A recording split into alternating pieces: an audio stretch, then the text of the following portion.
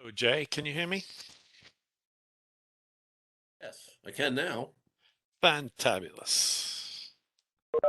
We'll be starting in just a moment. Okay.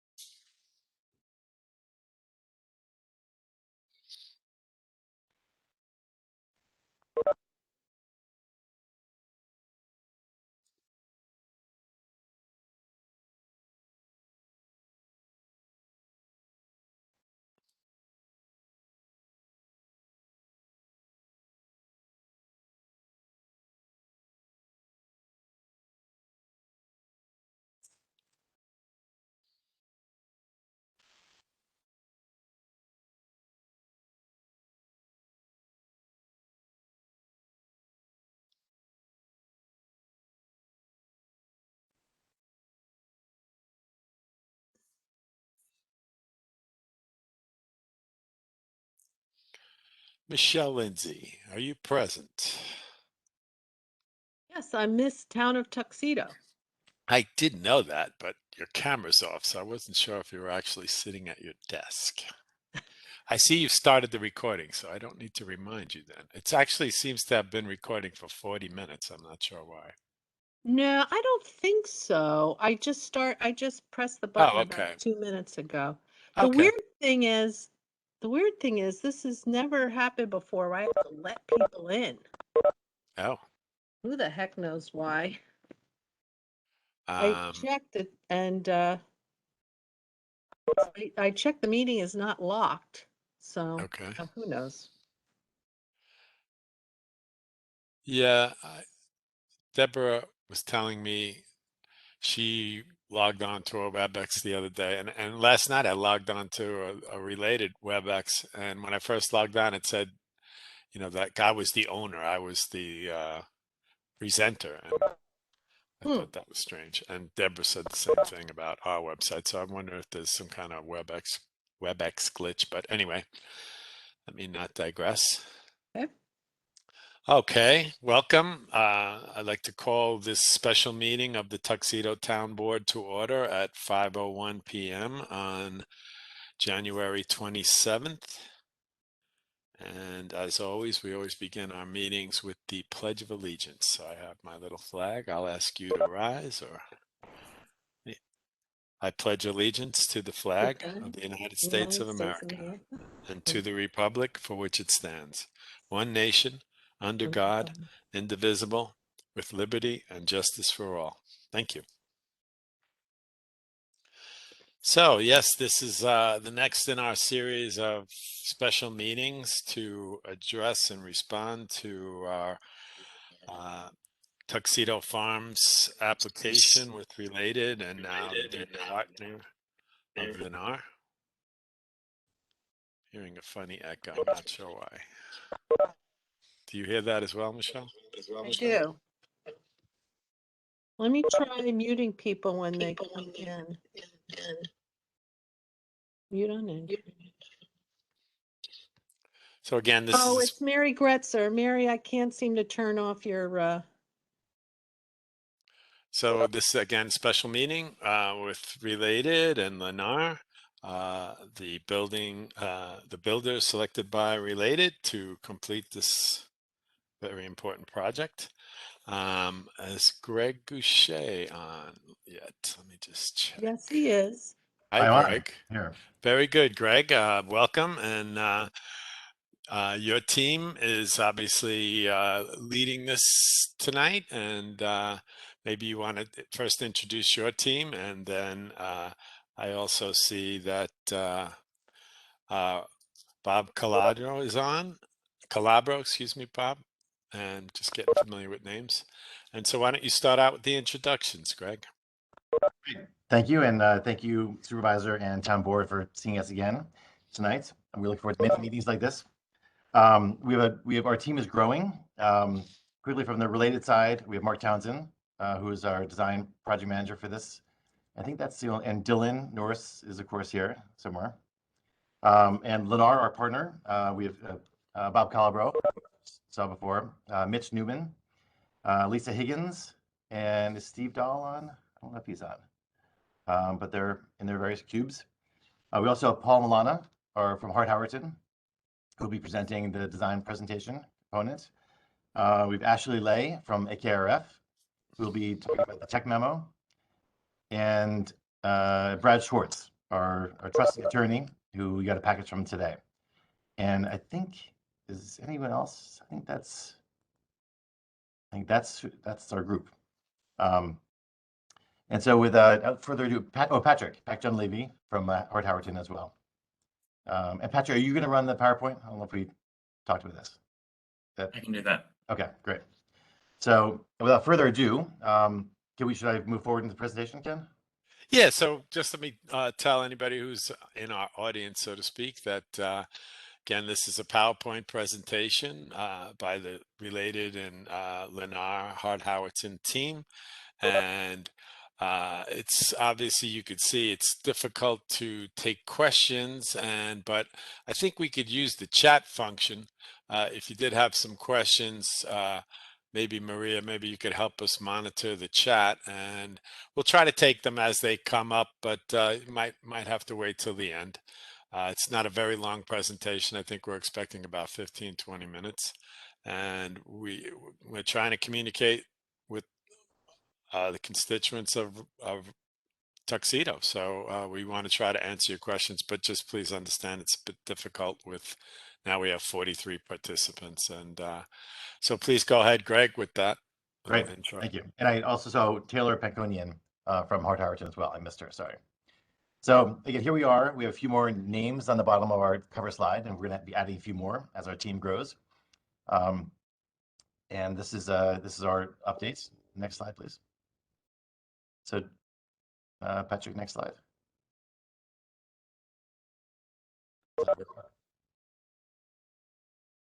There we go. So as a quick status update, a few weeks ago, we introduced you to the Lennar team, and they did an introduction of themselves, and they were very excited to have them as a partner. And just to be clear, it's Lennar and related this is the team. This is the team. We're going to develop the entire project. That's the plan. And obviously subject to getting this permit approval, we're going to be moving forward as a team. So we've spent the last few months working very diligently to advance the plan, and with a lot more detail, and to really address all of the comments that you had.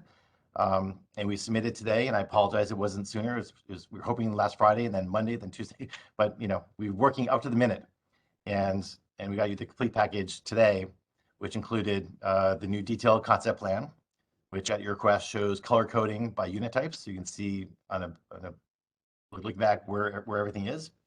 We also submitted a complete new tech memo, which addressed your comments. We submitted an overlay plan showing the proposed plan to the approved plan, which you will see is basically there is no difference in terms of it's actually less area. And then we completed and submitted a complete review and suggested changes to the design standards, which we were not able to do before because we didn't have the details from our home building partner, Lennar. But we've been working very diligently going through all of them and saying, this is what we need to get this project to go forward. And so obviously that's a whole different discussion we're going to be having with you, but we did give you the full package of all these documents today. So without further ado, I think I'll hand it over to Paul, who will give you an overview of the updated plan. And then Ashley from AKRF will take you through the high-level summary of the tech memo and the environmental analysis. Here, before we pass over to Paul, is just as a reminder, this is the currently approved master plan. So with that, Paul. Great, thank you, Greg, and thank you, everybody. Good evening. Pleasure to be with you all tonight again, and we're very excited to show you the updates that Greg alluded to in terms of all the hard work that the team has been working on. So as you see here, this is just a reminder of the currently approved concept master plan for Tuxedo Farms, and we've been talking to you in the past in the meetings about the exciting changes that we're proposing for the plan.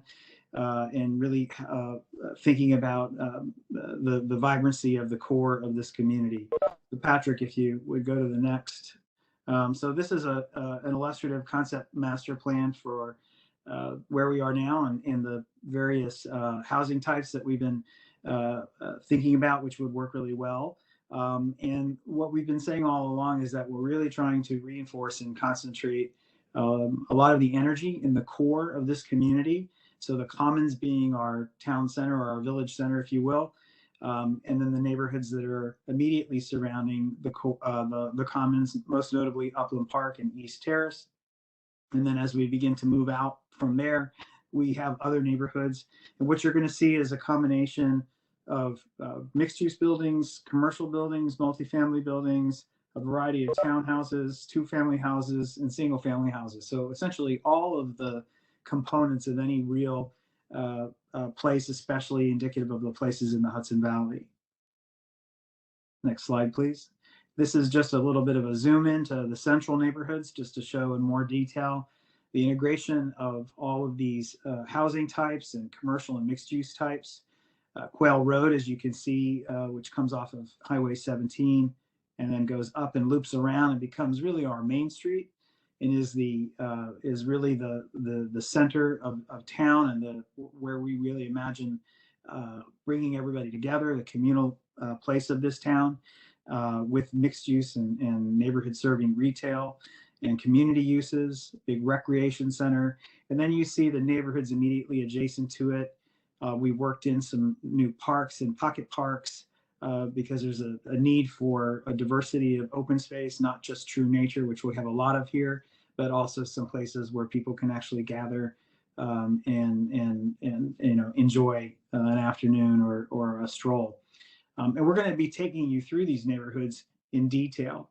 And part of the work to refine the plan and to really come to a decision on the types that we think will work the best here will be to also bring the regulating documents up and have those reinforce and uphold the vision that we're describing to you. So this is an indication of the regulating plan that works with the SMART code, which is the zoning document for Tuxedo Farms.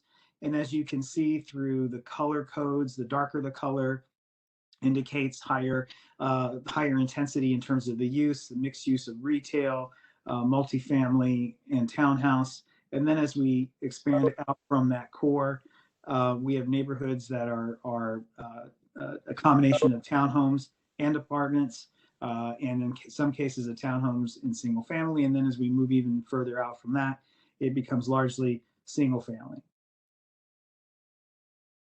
This is a color code of the various neighborhoods so that you can see how they work within the site and how they fit in with areas of preserved lands, wetlands, and preserved slopes and hillsides and so forth. So this is a real integrated community. It's a community of neighborhoods. It's a community of nature. It's going to have an enormous diversity of experiences, which we believe is the hallmark of great Hudson Valley communities. And so we've shown this slide to you before in the past, but Tuxedo Farm really does have it all, right? It has all of the qualities of a great Hudson Valley community. It has a very strongly defined core with neighborhood serving uses, ground floor retail, upper floor living. We have in-town neighborhoods with townhomes and two-family homes. And then as we move outside of those in-town neighborhoods, we get single-family homes and some larger estate homes. Next slide. And of course, we've talked a lot about the missing middle. This is a resurgence in recognizing that the definition of families, life stages, all of that require different types of living accommodations. And so it really isn't a one-size-fits-all world anymore. And so Tuxedo Farms, the way traditional Hudson Valley communities would offer multiple types of housing, Tuxedo Farm will do the exact same thing. And then this is a color code of the unit type and mix and distribution across the site.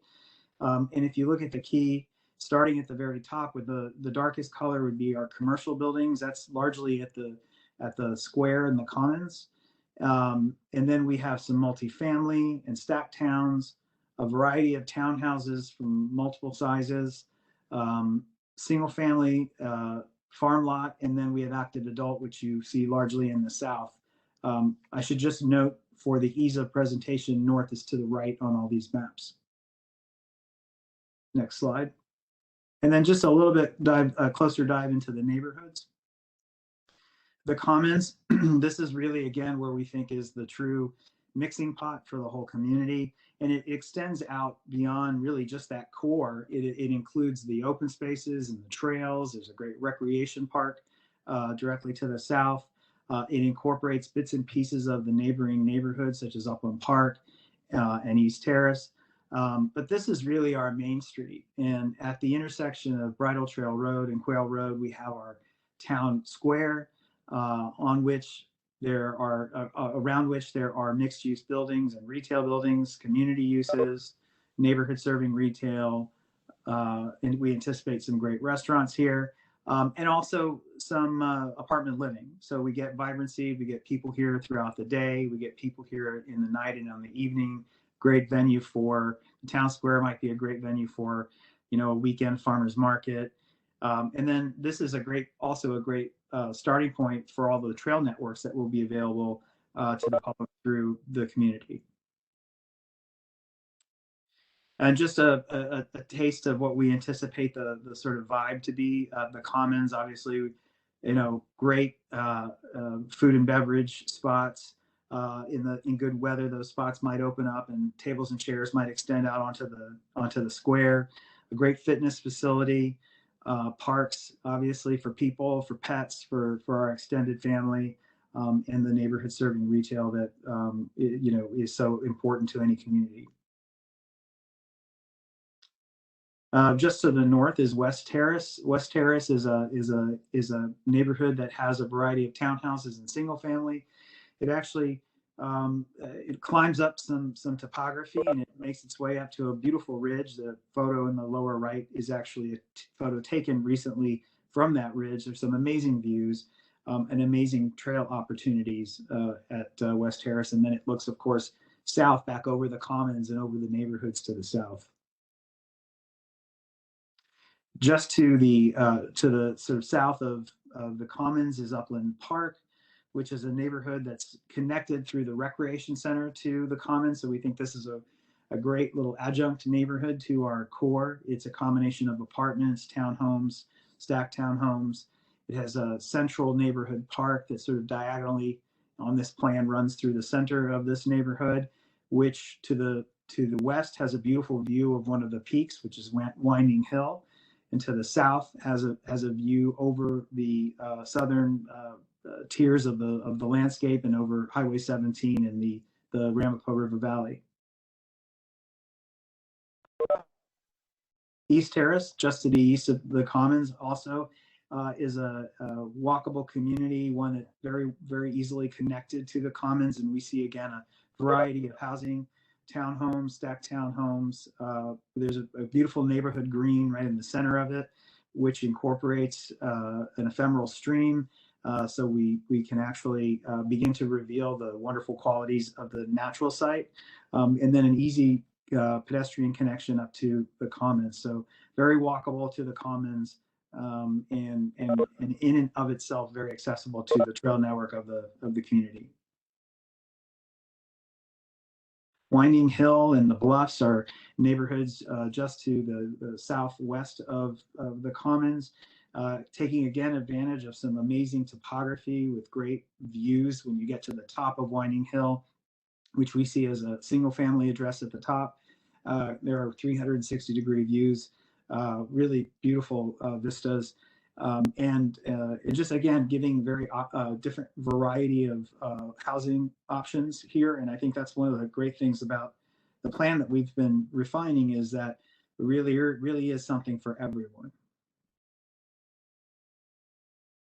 Mountain Lake is a sort of secluded little residential enclave within a little valley to the north of West Terrace.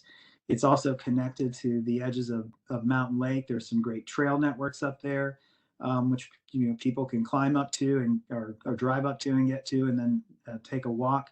And of course, there's this beautiful lake that's sort of hidden gem up there. So it's a really beautiful destination and a quiet little residential neighborhood. North Ridge, which is to the north of the core neighborhoods, is another residential enclave that sort of sits on its own little mound and has a central green and open space to it. It's very convenient to the hamlet center, so we imagine trail networks that would work its way down into the hamlet.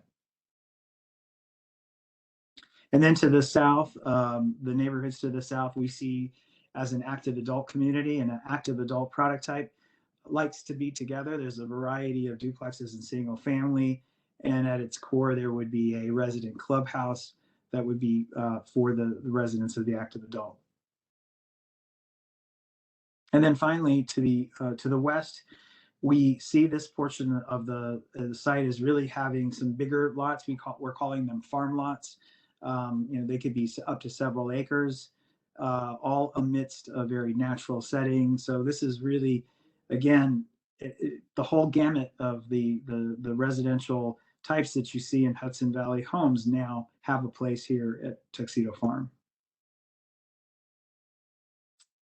And then I'd like to hand this off to Ashley Lay to go through some of the facts and figures about this new plan. Thank you. So the purpose of the technical memorandum is to determine whether the proposed action as revised has the potential to generate any new environmental impacts that were not previously analyzed as part of the previous approvals.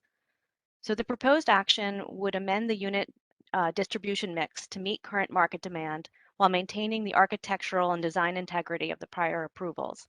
Specifically, the proposed action would increase the total, including age-restricted unit count, from 1,195 to 1,609, which is shown here in this table.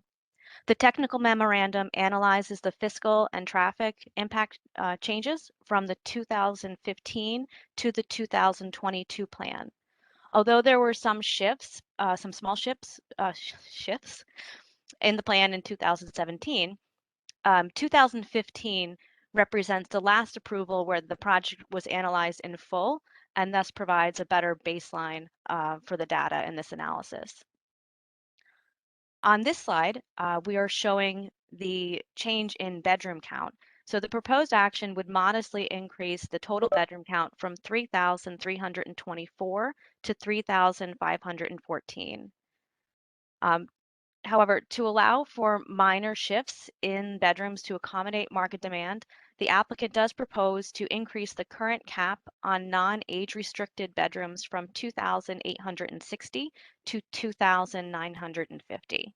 And the technical memorandum considers this potential increase, and in particular, as it would relate to any fiscal impacts, and I'll get to that shortly. Next slide. A traffic impact study was prepared. And although the current development program would have a slight increase in AM and PM peak hour trips, the baseline conditions are substantially lower than what was predicted in the previous analysis. So as such, the traffic mitigation measures that were outlined in the 2003 FEIS are expected to remain effective as mitigating any significant adverse traffic impacts under the proposed action. Next slide.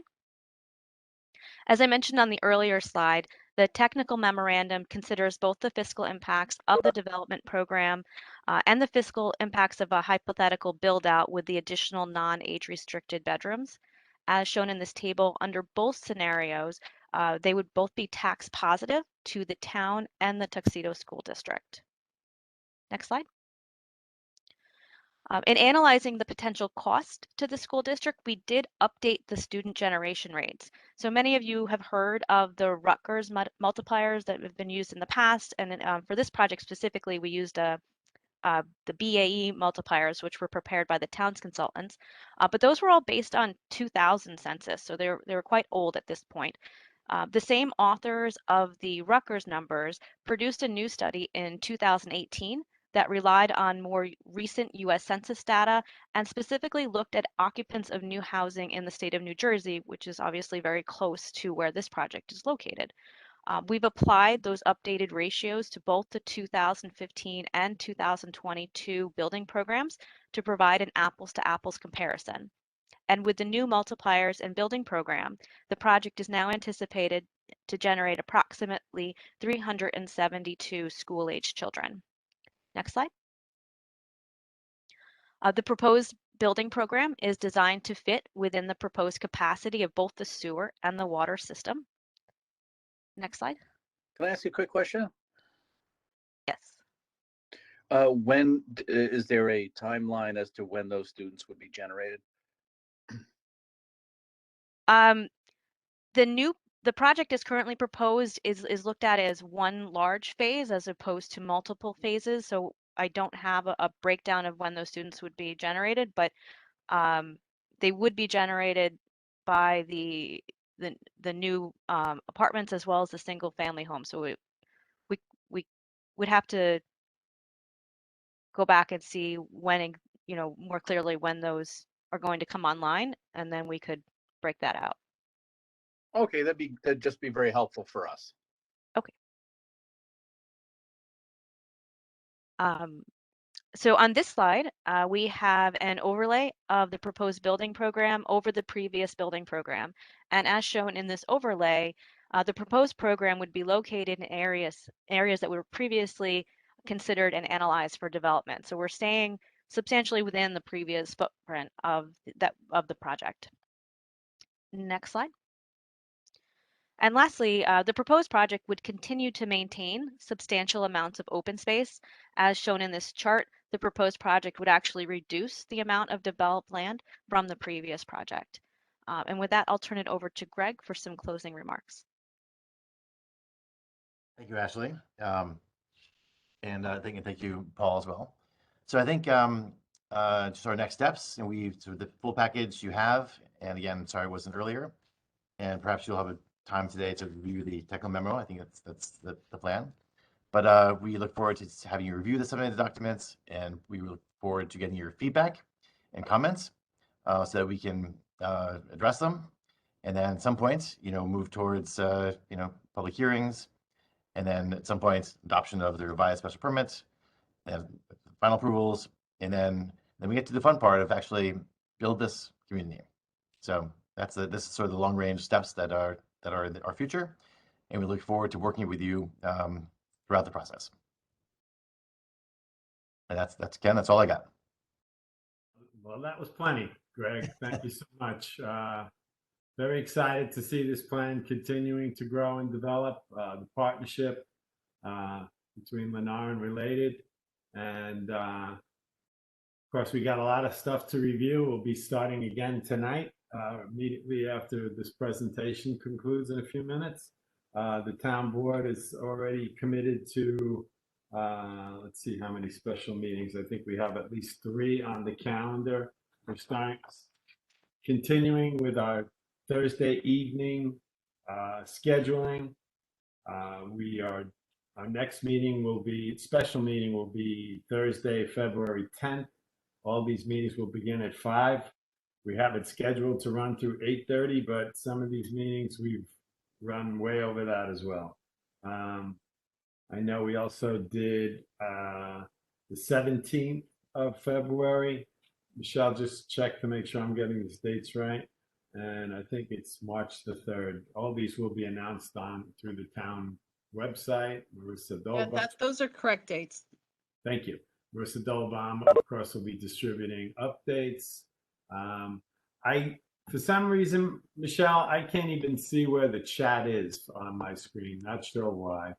I'm not sure if there are questions in the chat. There's nothing in the chat at the moment. Okay. Again, I promised if somebody had a question or a comment, we wanted to give you an opportunity to pose it. And, Again, Jeff White. Jeff White, can you introduce yourself and what your role is in this town? Hello, everyone. I'm Jeff White. I'm the superintendent of schools for Tuxedo Union Free School District.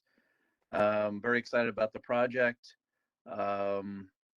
Just was wondering if Greg could please email me a copy of the materials as well. The presentation was very nice. Appreciate it, and looking forward to working with everybody. Yeah, we're going course, to no- make all no these problem. documents, Jeff, and everyone available through the town's website. Again, we just got them today. And so Marissa Goldbaum will certainly make these available on the tab for Tuxedo Farms.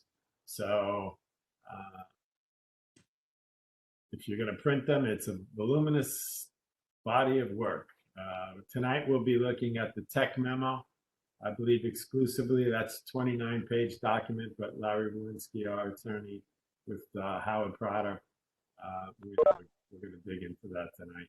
And of course, everybody's welcome to stay on and be a part of that meeting, but you need to understand in that meeting, you need to be a fly on the wall because we're looking at the documents for the first time in this revised status and really won't have an opportunity for taking questions at that point. But I guarantee there'll be multiple public hearings and opportunities. We look forward to getting back in person. We successfully, thanks to Jeff, used the Tuxedo High School at one of our presentations when COVID seemed to be diminishing. Then we had the resurgence and had to go back to WebEx. But it's our intention to hold these meetings in person. And so we'll be doing that as soon as possible. But WebEx is the best thing we could do right now. I have my town board members. I want to make sure they have an opportunity to say hello and comment just as to where we're at. So I'll start with Michelle. Thank you, Ken, and thank you, Related and Lennar and your whole team. Thank you very much for the presentation. We, of course, are looking forward to, as I'm looking at the chat, we're looking forward to a lot of more detail, and we know that those are forthcoming. The elevations, the styles, the actual product mixes, what they're going to look like. I'm just looking at the chat, and as anticipated, those are the questions. I will go through them very quickly. Are there designs for the different types of housing? And what are the densities for each of those housing? And we go on and on about, let's see what else. They would like, what will the various types of housing look like? This is, as we had said, a question that keeps coming up. So I know that you're going to provide that detail, and we look forward to seeing it, and of course, reviewing all the documentation. Thanks. I'll hand it over to Maria. Maria, you're muted. Muted, Maria. I'm sorry. I don't have anything to add other than thank you for sharing all this information. It's like a wealth of material that we'll have to go over. But thank you very much. Look forward to working with you all. Deirdre, our newest town board member. You are muted. Okay, this is Deirdre. Hi, everyone. I look forward to going through all the information. Fortunately, I do not have a lot of information about the past, so I'm basically starting fresh.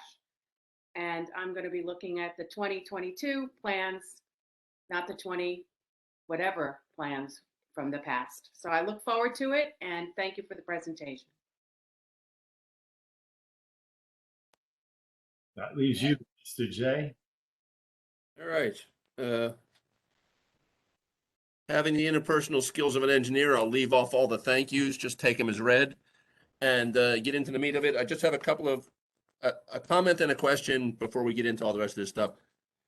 The tech memo and everything, is as typical for the document, is a summary of all of the results of hours of analysis. At some point, we're going to throw this at our consultants to prove to us that you guys know what you're talking about. I assume the answer will be yes. It would be helpful if at some point we can get the analysis part of it, right? Not just the summary. So it saves everybody time and effort if we can have our consultants review your, full report and give us a thumbs up or thumbs down before we launch into our own set of investigations. Hopefully we won't need to. I don't expect that tonight or next week, but keep it in mind. And then that was the comment. The question, which has been asked to me by numerous residents in various tones of fear in their voice, will this project include affordable housing, specifically the kind of affordable housing that is, set asides for specific kinds of civil servants, et cetera, at restricted rents or restricted purchase prices below median income, that sort of thing. Is there a plan to include that in this project? No. Yeah, this is a market rate project, as it's always been. Thank you. No further questions, Your Honor? I reserve the right, but at the moment, I'm done. Thank you, Jay. Ken, do you want to go through the comments or? Sure. Michelle, I can't see. Michelle, Evelyn, please, no, not right now. Hold on no, a second. right. Okay, no problem. I'm sorry, Ken. You saying comments through the chat? Yes, and then Evelyn is calling in with a question. Would you like me to do that or what's the plan? I think the written comments first. I can't see them for some reason, but if you could. All right. And maybe attribute to Can you the. read them? Sure. Absolutely, thank you. I went through the first couple, Maria. Okay, can the developer provide a better map, one either overlaying another large area map or one that clearly indicates landmarks outside the developed property? Sure. I mean, we can, in our next presentation, we're happy to do that. Okay. And that was Gary Lee Hebner. And then Barry Hawk, what is the estimated population? I can answer that. It's 4,023. The next one is, oh, that was part of the first one that you already answered. From Megbot, what will the various types of housing look like? Those are in development. Those are, forthcoming. It's part of a process of, design. And so that will be further down the road. And question from Sushar, will these houses have solar, electric, and heating? They may. We have not gotten to that point yet, but I think we are, both our companies are very sustainability geared, and so we'll be looking at all the various options of latest technology and see what we can incorporate. And from Jerry Matola, when will the new sewer plant come online? We've been working with the town, and it's in the spring. The spring is the plan. From Jay Hansen, can Related and Lennar share their intentions regarding their construction schedules? Will they be developing single families and townhouses simultaneously with the apartment concentration in the commons? Sure, I'd be happy to. Yeah, so I think we want to work with you, the town, to get through our approval process and our subdivision planning and our building permits as quickly as we can so we can start building. And then the first thing that will happen is us to continue Quail Road to connect to the Slotesburg exit. And while we're doing that, we will be building, I think, just as the question was poised, I think there's West Terrace if you look in the neighborhoods, and the commons are the most evolved in terms of infrastructure, and those will be happening.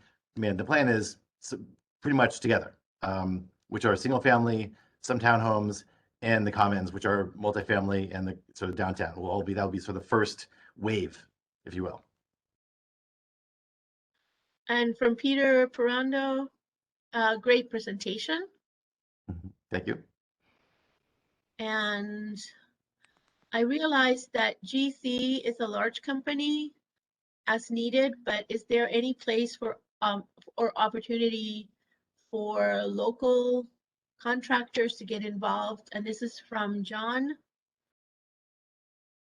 Definitely. We have a lot to build. So we like to, anyone who's interested, let us know. And from Howard, to everyone, garage size per townhome.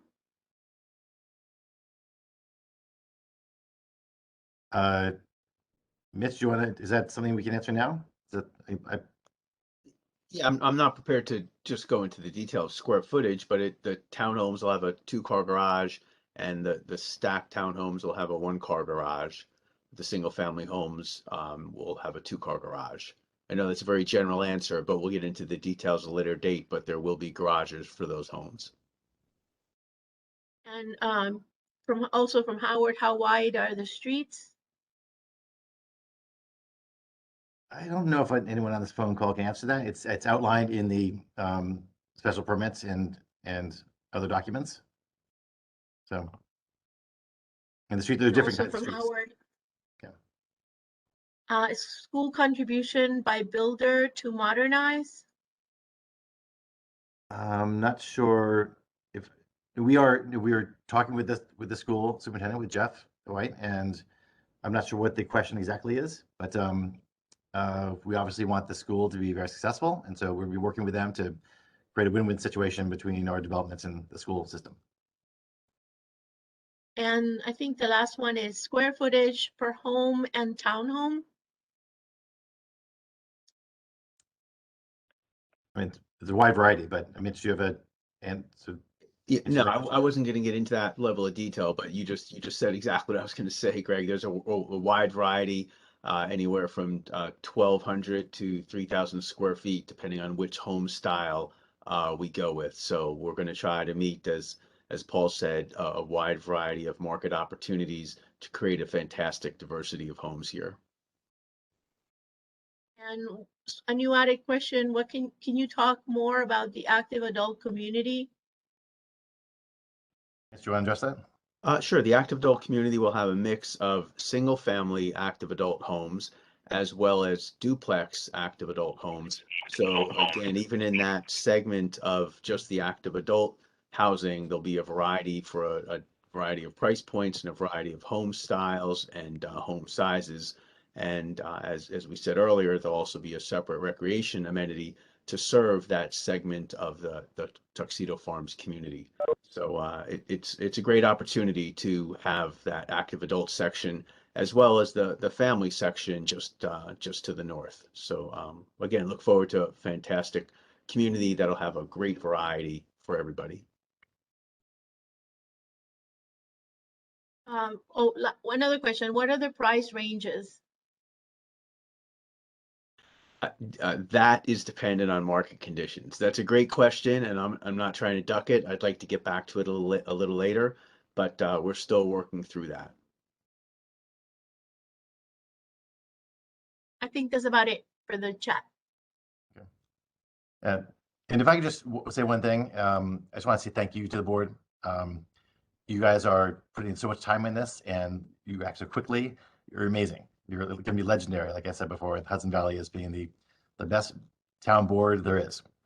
And your commitment to this is really heartening and gives us all a lot of excitement working with you and to get this done. So thank you. Well, thank you, Greg. We do appreciate that, and I just want to acknowledge that we're working on this, the foundations that have been laid by previous town boards, planning boards. A lot of people put a lot of work into this. We want to honor that work and do the best we can to take the best of what is in that plan and just update it to 2022 standards. That's what we're trying to do, try to preserve as much open space as possible. That's the reason why we all moved here, and we want to welcome new people to a vibrant and ecologically responsible community. Looking forward to this.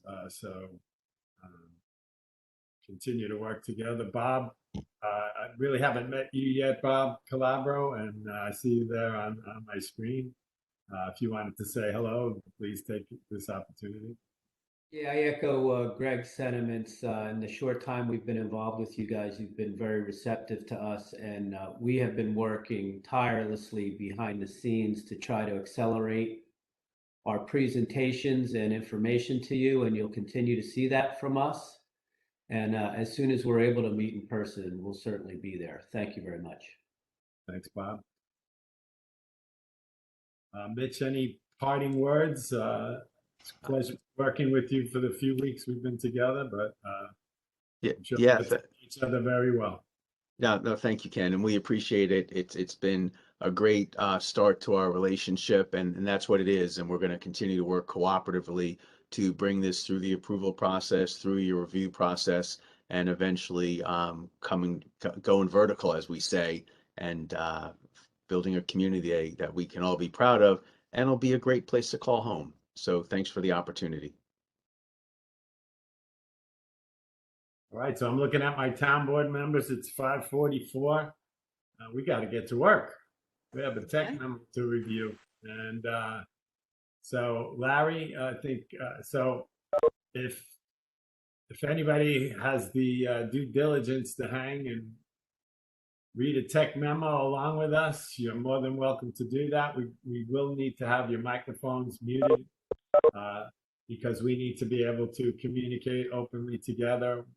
Town board members will be literally reading a document together and guided by our attorneys so that we have a response. I'm thinking Bonnie Franson is probably on this call. Do you know if Bonnie's on? Bonnie had a previous engagement at 6, so she might be on, but she won't be for much longer. Okay, so we'll have to figure out how we're taking notes. I know she was our diligent note taker at our previous tech memo review. But again, we'll pause for just a couple of minutes to let people who want to move on, because this will be a rather dry discussion of a very, as it's called, a technical memo. Ken? Yes. Before we pause, I believe that there's at least one person on the phone with a question that didn't make it into the chat. Yes, Evelyn. Right. Okay. Evelyn did. *6, Evelyn. The gentleman who's presented this, thank you very much for using the word sustainability. I did hear that in there. That gives me a little bit of hope. Sue Scher already posed the question about solar. I want to add to that natural gas. She's more electric, but if you've got solar, you can, I don't know. No, natural gas is a cleaner energy. So that's my question to you. When you're doing this, are you going to be incorporating solar and, sustainable heating sources? Yeah, that's the plan. That's the question. Thank you for the question. That's the plan? No, well, the plan is to do what we can. And this is we've not gotten that far, but it's we are related, and Lennar are very committed to sustainability in general. So we do what we can. And you'll learn more as we figure out what we can do in that department. But okay, fantastic. Thank you. Thank you very much. Thanks. Thank you, Jay, for reminding me, and thank you, Evelyn, for your diligent participation in our town board meeting.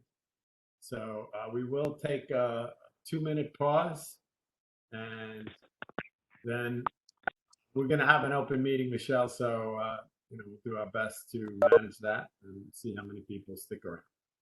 So thank you to the Lennar related Lennar team, the town board, and all associated attorneys. And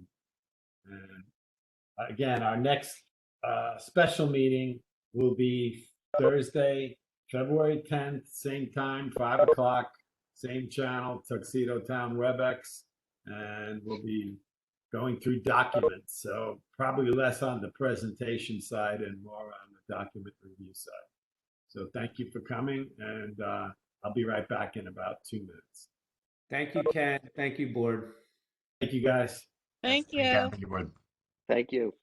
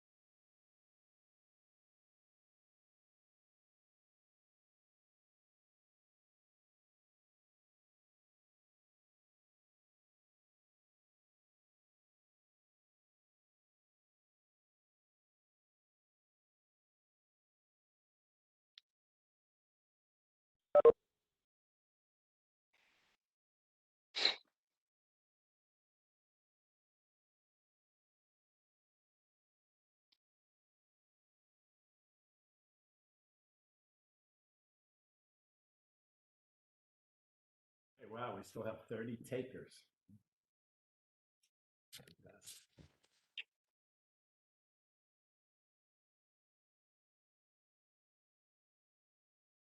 Larry, are you there? And if so, could Yeah, you? I'm here. I'm here. Oh, Larry.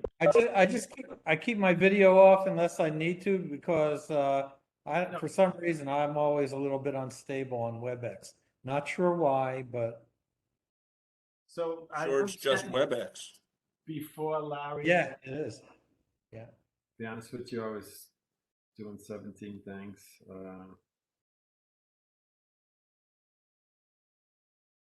So I'm fine to follow your lead. Is this in the tech manual? What you're suggesting? I mean, look, everybody, we received this. We received it late this afternoon or mid this afternoon. I don't expect that anyone has had an opportunity to really dive through it. Although I did put on my Evelyn Wood and have been through it one time. But typically, what we would do is take some time to review it, get our comments, and then meet and discuss those comments. I have no issue, however, if you want to just dive right into it from the beginning tonight on a page turn and see where we get to. I think one of the important things to focus on tonight, which was a large part of the discussion in the past, is getting a comfort level with the development mix of single family as relates to townhouses, multifamily, age restricted, non-restricted, and a large part of that memo up front deals with that. So I think that if we could, get going and kind of focus on some of that tonight, we'd be making good progress. Mhm. Well, I'm following.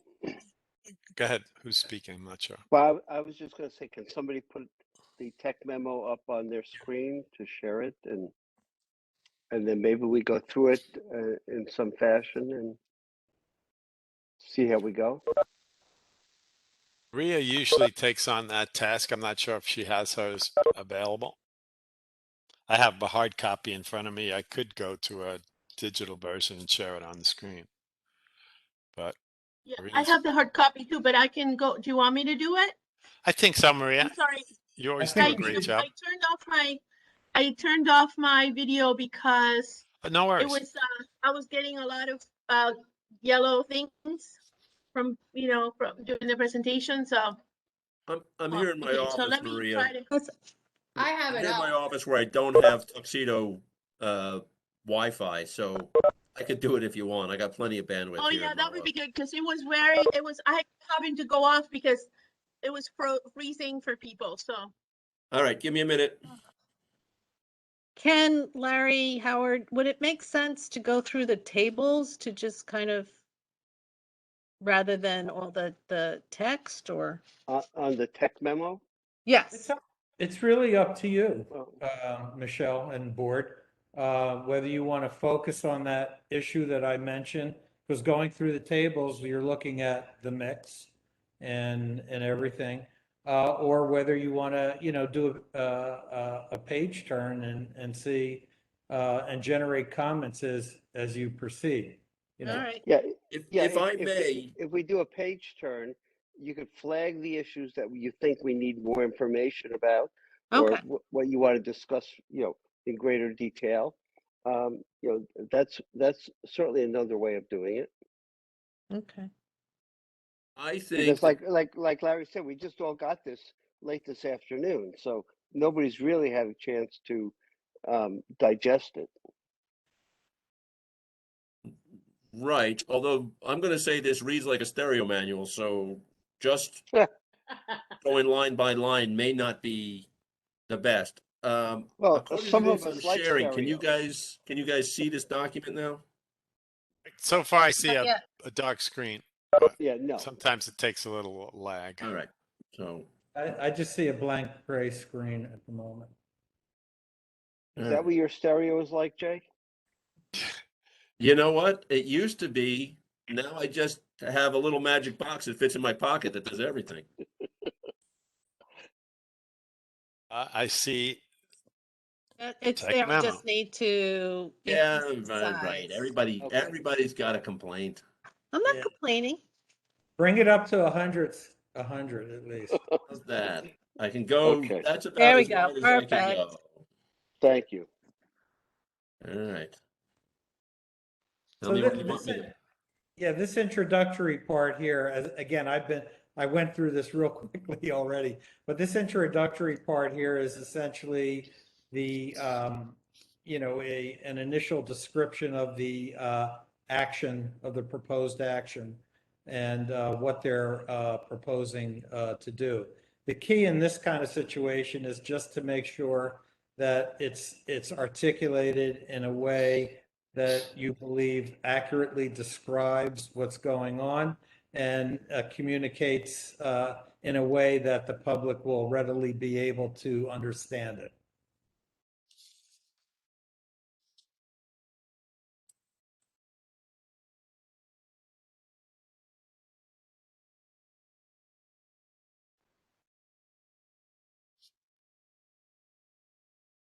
Somebody let me know when you want me to turn the page. Okay, scroll down. Go ahead.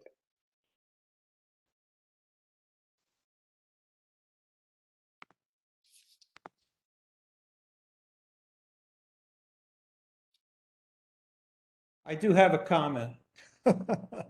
Good. So the focus of this seems to be this very initial portion seems to be the primary focus seems to be the shift in unit mix. But I think we need to be upfront, or the description should be upfront about the increase in the number of units and as well as the increase, the marginal increase in the number of bedrooms. I'm not sure I saw that there or that it was highlighted. So I got kind of the feeling that it was that important part of it was left out. But I might be wrong, but That kind of gets more pulled out and addressed in section C on the next page. Well, here in the footnotes, and I know that, we've brought this up and it was discussed tonight too. The basis for this tech memo is more the 2015 data. Right. And I understand that, but I guess we're just, as Deirdre said, we're kind of just starting new. I mean, there were changes in the bedroom mix, actually quite a bit of bedroom mix changes, additional townhomes in 2017. But if we're really looking at 2000, I mean, how much does it matter, Larry and Howard?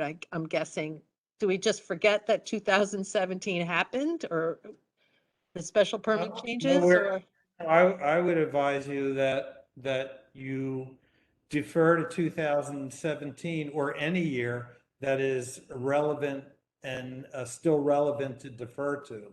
So that, and that I believe they tried to do throughout the document. So sometimes they go back to 2015.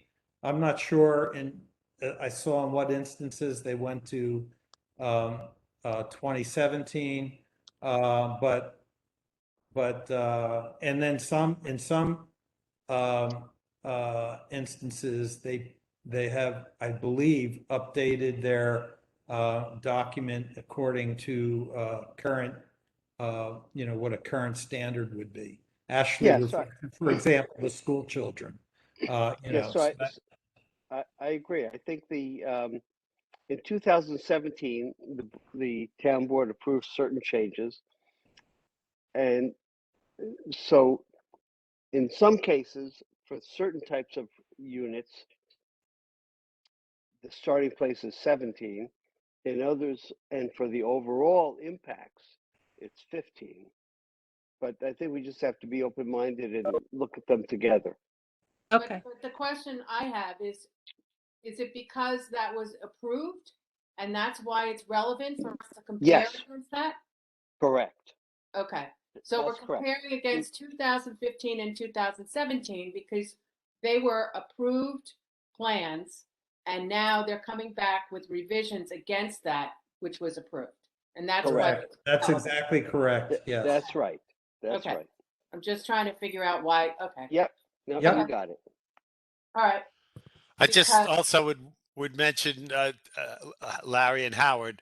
Obviously, we have Greg and Brad still on our meeting, so if it behooves us to pose questions. I would just tell those guys,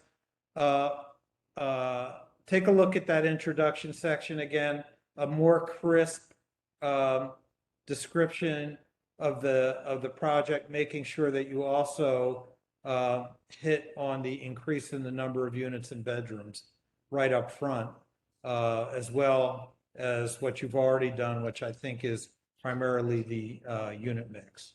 That would be my comment. If you feel there's a reason not to do that, then we could discuss that. I think it's fine. No problem. Yeah, Larry, it's Brad. We're fine. Yeah. Okay. Okay, if we can Moving hopefully on. get to page 2. Well, this will be a very long night. I warned you. All right, here's page 2. We doing a read aloud or are we scanning? And I'm sorry, I just want to get our process straight. Reading to ourselves. I think Okay. Yeah. silent reading until you have something to say. Okay.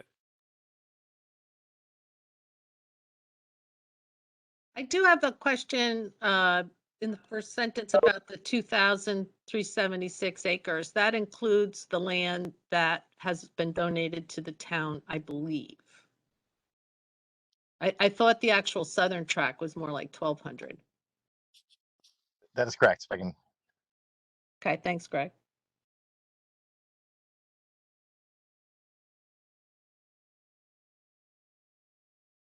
I think this is an accurate description of what's taken place to date. Right.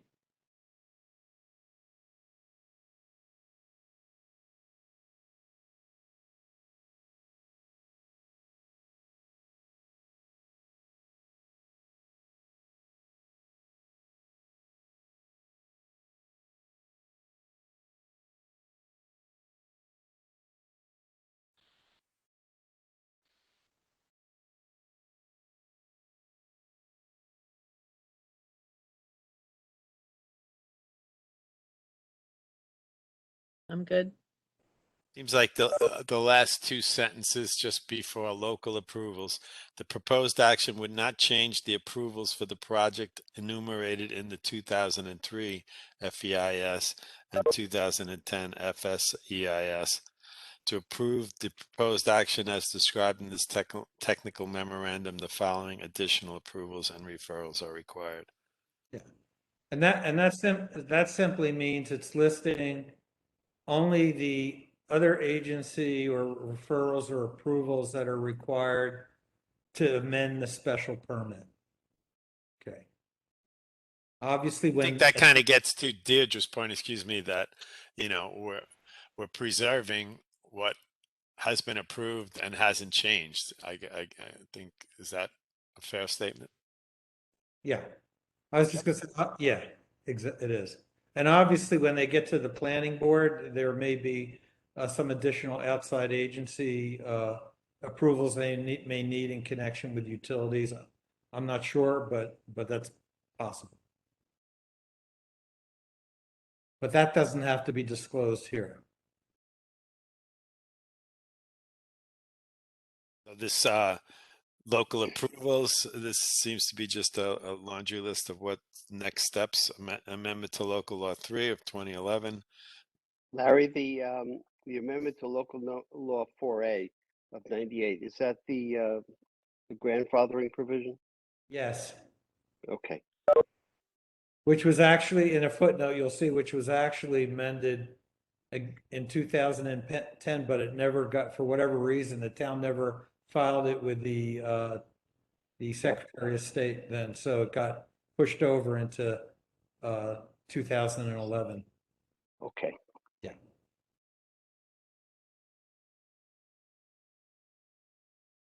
I'm up to letter C. Yep, me too. Too far.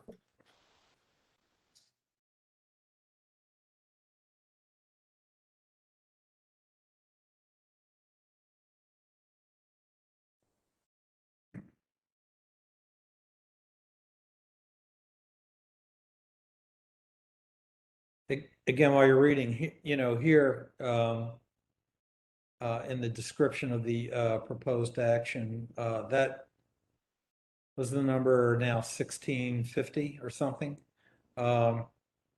It seems to me that we should get numbers in there so it's very clear to the public what the increase in units are. Be consistent with what we previously stated.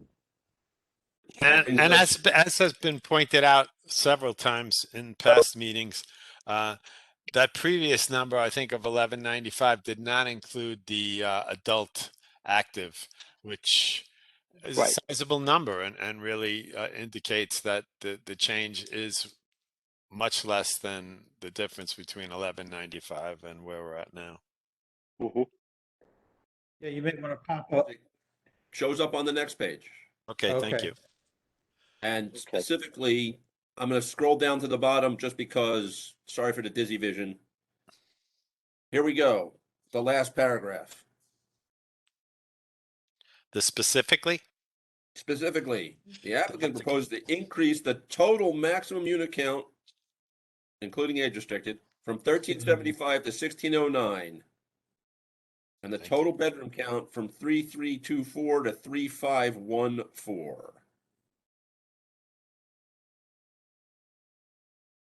Yeah, I mean, to me, that's the first clearest statement of that part of it. And so it just needs to, and they hear it and are going to take care of that. So All right. Do we need to be taking notes on any of these, or obviously our partners well, at Lennar and yeah, you let got me it. ask this, Ken, will we have a this is being recorded? Yes. Yes. So is Bonnie able to watch the recording?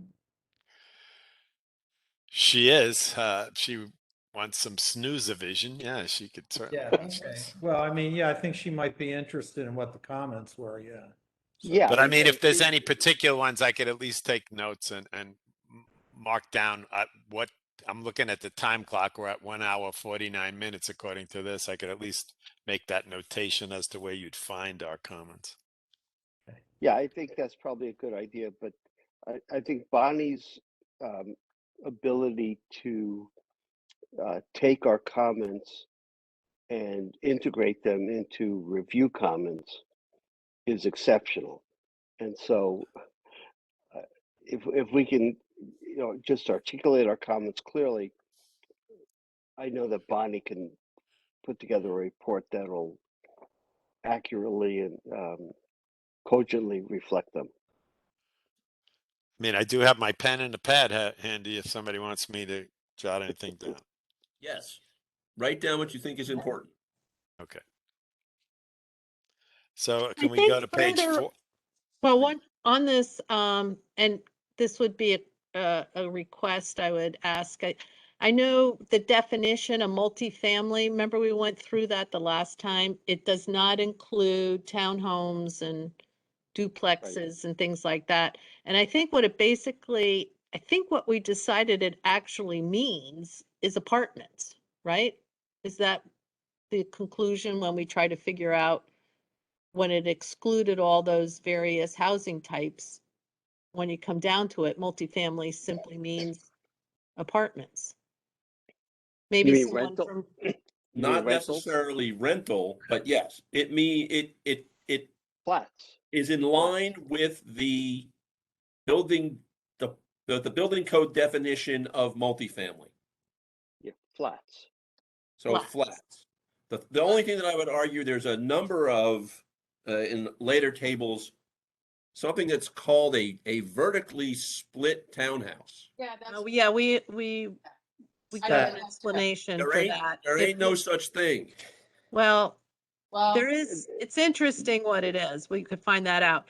But are all, if it's a flat, are those buildings then condos? Not Or necessarily. Not necessarily. They could be rental, they could be condos, they could be co-ops. but they have Right.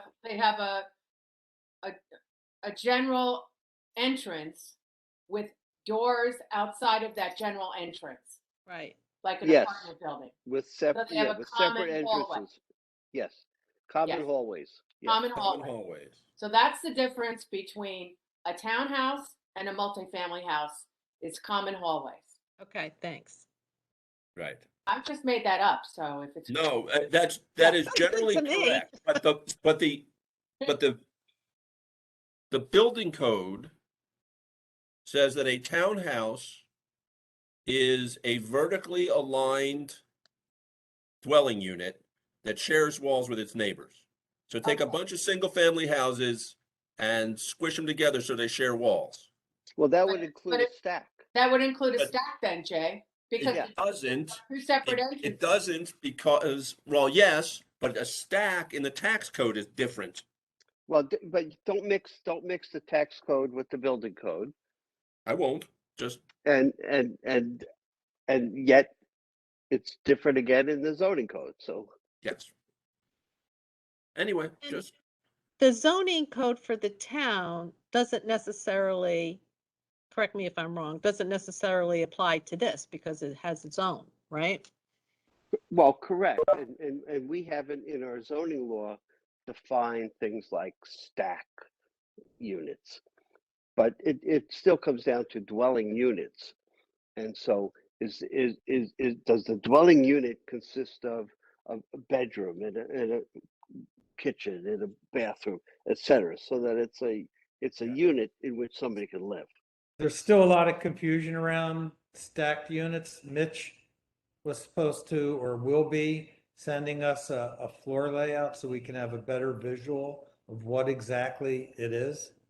And so he should get that to us as quickly as possible so we can, have an understanding. Yeah, no problem. I'll get that over to you. Thank you. Thank you, Mitch. That saves me on the note-taking side. No problem. Happy you guys are here. Are we going over this table one, or are we okay to Yes. move forward? Oh, okay. So you want to lead that, Larry? Well, just to confirm with all of you that the 2022 non-restricted single-family detached units are 125, and age-restricted are 288 for a total of 413. Is that because there was conversation around that topic last time? Are you guys all comfortable with that, that number of single family? That just means that the single family non-restricted homes went from 741, which is about 50%, to 8%. Is everybody comfortable with that? Oh, to be clear, the whole premise of this revision of the plan is to shift out of single family homes into, to use the latest Multifamily? marketing term, this missing middle of townhouses and duplexes, et cetera. Well, I didn't know that the missing middle didn't like single family homes. That's the middle part. Single family homes is one end and giant apartment buildings is the other, and everything else in between is the middle. And now I guess what I would ask is that the single family non-restricted homes are only the 2 manor types. We don't have any small homes. And that I think is a change from even November when we were looking at it. And I do think that the town, the hamlet at least, has, smaller homes. Like that would probably go under the category of village. And I think it's almost like we're having no missing middle in the single family home type. I was looking for more variety of single family home sizes.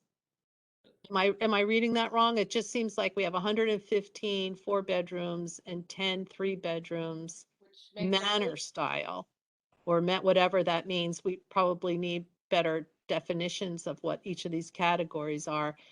Whereas we had 500 village and cottages last time, and now they're none. And I would think that if we're going for a variety, we would want more in those sizes. But you had. It's just my opinion. 2015, your cottages, the only cottages were 3 families. Three I'm bedrooms. sorry, 3 bedrooms, you mean? Bedrooms. 3 bedrooms, sorry. And now in the new plan, we have 3 and 4 bedroom houses. And I'm not seeing the change. Well, Or it's I'm not seeing the a question emptiness. of size. I mean, affordability for Tuxedo residents who grow up in, so many people that we know in the town have grown up here and they want to stay here. And if look at the houses in the hamlet and the East Village and many other areas of town. I don't know what manor means.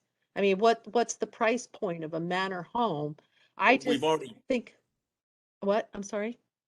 Well, the question about layouts and prices has already been asked, and the answer is we don't have complete answers to that yet. Yeah, Right. but I'm not that's a problem. sure. I have to say, I think that's a problem when you're talking about the missing middle. That's a price range, and that's a category.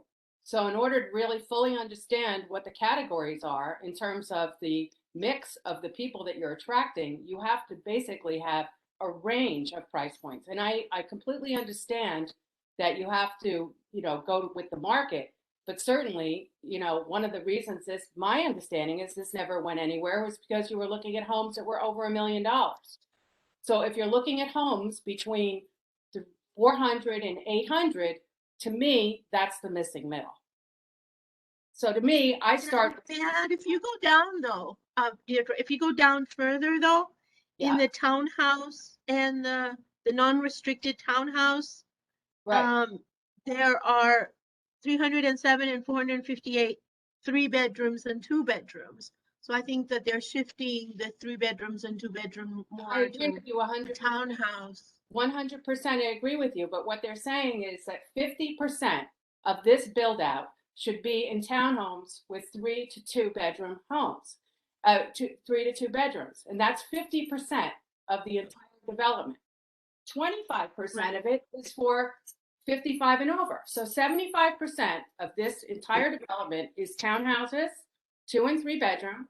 25% is for 55 and over. So to me, looking at this in terms of the pie, it looks to me that they're light on single family homes and heavy on townhomes. My opinion. And I'm going to say that I trust Lennar and Related to have a better idea of what the market for houses is in this part of the country than any of the rest of us on this call.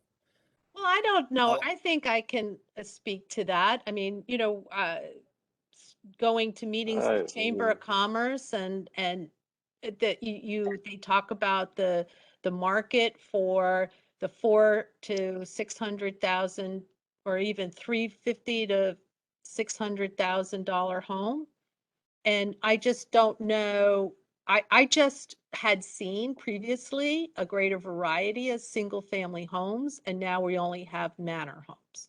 And I just don't know why that change was made. And I think if we're looking for variety, we should have more variety in the single family homes. So to move the discussion along, then the ask to the applicant would be consider a greater variety of single family home types. Yes, more affordable for the town residents. In single family, yeah, there's plenty of townhomes. They've heard it, and Okay. they'll get back to us on that. Yep, Okay, thank you. excellent. All right. Done with single It's family? my point, if I may quickly, Jay. Yes, sir. The age restricted, if I'm reading this right, are all standalone single family homes?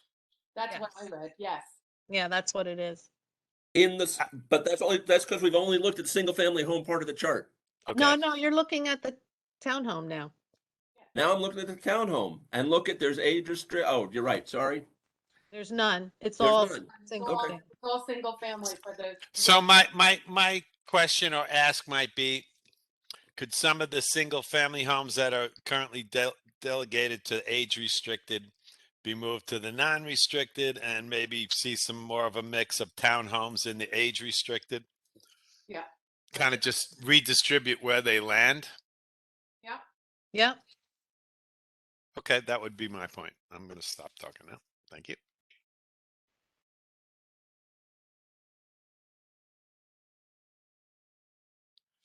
So are we moving off this chart now? I think so. Yes. Okay, thank you. All right. I mean, there was some text at the bottom of it. I don't know. That was the text we started with. Bedroom Yeah. count. We started with that, yes. And then it travels as it over switches, the project. right. Previously included 764 single family homes, and this is where it continues. So there it says in the top of the page is the large manor home style. So, what's the price point there? We need to know that. So that we get the variety. Are those 8 farm lots? Well, there's 100 and I don't, 125 of them. Oh, No. okay. there's Yeah, no. Oh, yeah, right. So it couldn't be that. Thank you. let me see if I can get this whole table on here. Here we go. Table 2. Units and bedroom counts.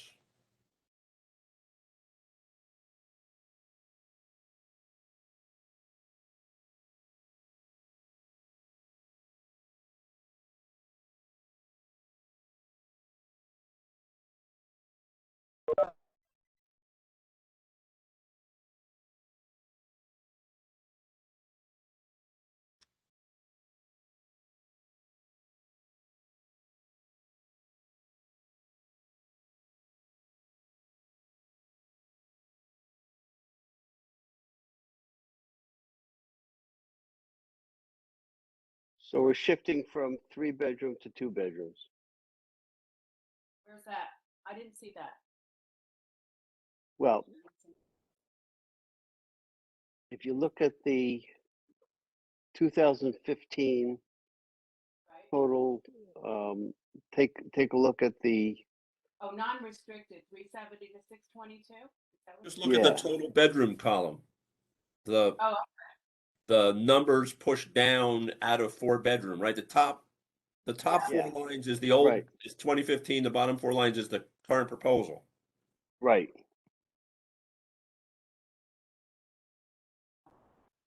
so it's basically, yeah. Right? The Increasing the number of 1-bedrooms, increasing the number of 2-bedrooms. Yeah. So the largest increase is in the 2-bedroom. yes, correct. Mm-hmm.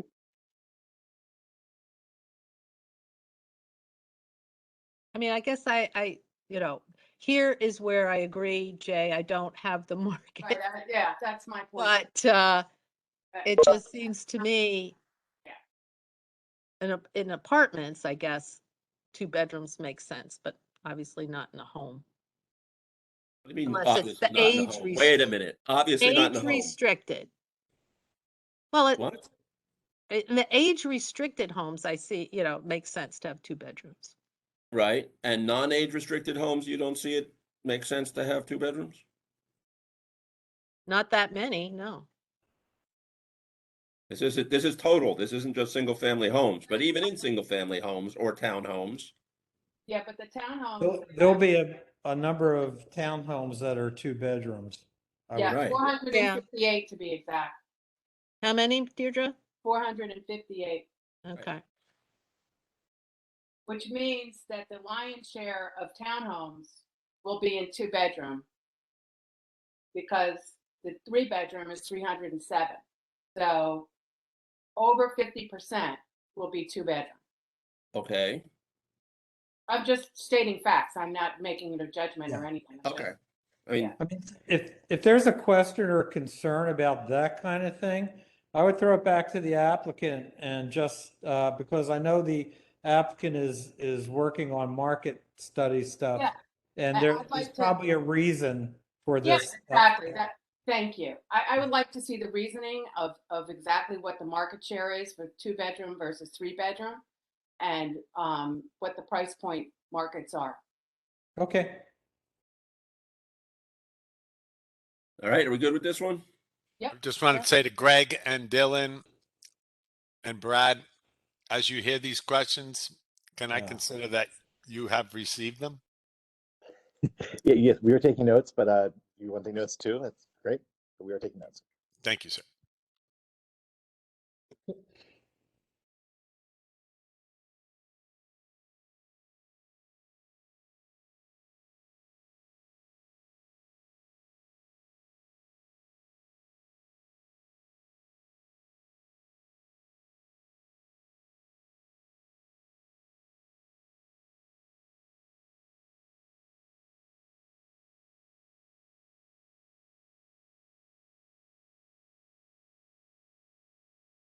This table seems pretty straightforward.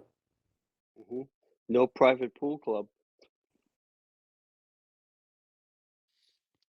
You can come to my house, Howard. We're not going to play 9-ball.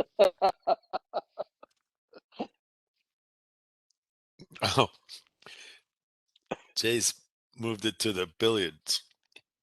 What other kind of pool interpretation. club is there? I don't know where you guys grew up. I don't know. All right.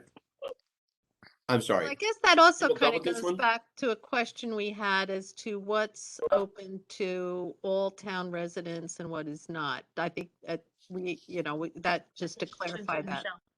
I'm sorry? I had that question too. Okay. I know it's been asked and we'll just make sure we So the know basic what question is is, what amenities are open to the public, to town Tuxedo residents. residents, town residents?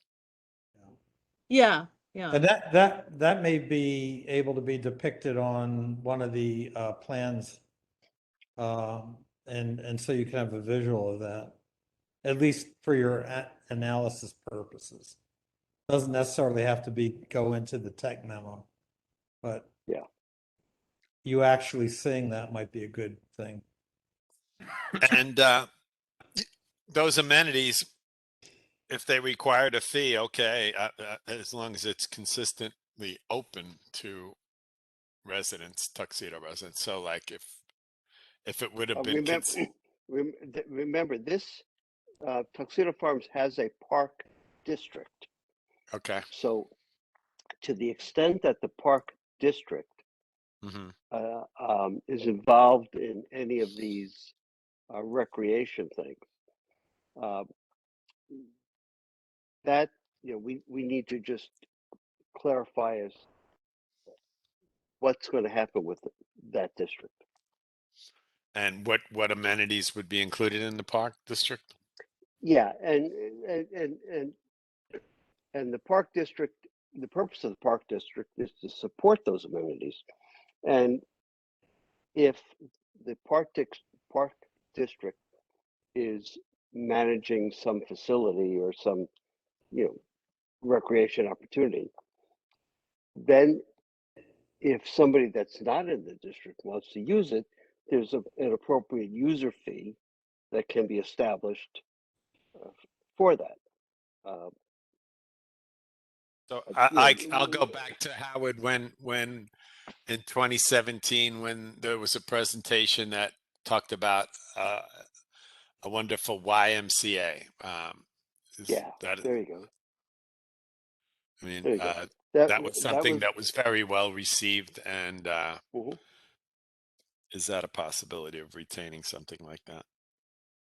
Yeah, that was the purpose of that was really to manage a facility that was proposed.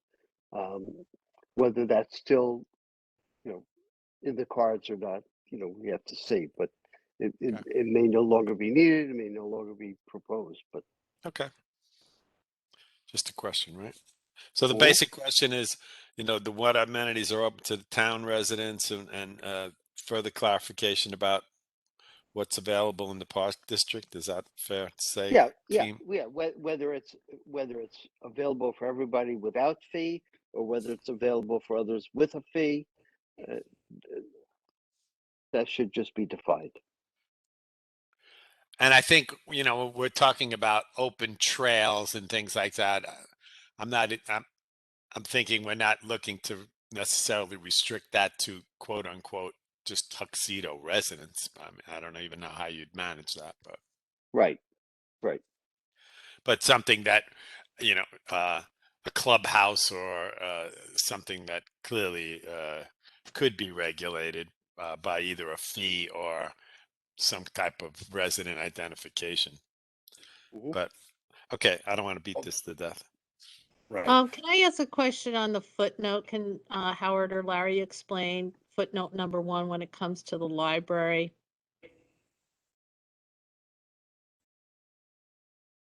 Anticipated structure size of little land. However, the applicant may opt not to change the existing agreement. It's we have to sort that footnote out before we sign off, I think. I mean, they're trying to, it sounds like, they're reserving their right to go back to the original commitment. But we need clarification of that. Yeah, it says they may opt to not change. So, The existing agreement to Okay. dedicate, that would be in the, I would assume that's in the current special permit. That Yeah, there's there was, existing yeah, there agreement was a to dedicate a proposal half acre. that they dedicate certain land to the library. And I think that was the one where if the library didn't use it within a certain period of time, it went back to related. right. I mean, here they have on their thing an actual structure square footage size. So, I think they were in good faith just trying to clarify that they could build it or they could just decide to give it to the library. Oh, I see. Okay, so it's saying that's the structure size if they don't give the land to the library. I think so, but we need to get Okay. clarification from them. Okay. Thanks. All right, we good? The table? Yes. And then the Yep. text with the special permit? Special permit, because it bleeds over into the next page. So everybody read this. Yep. Okay.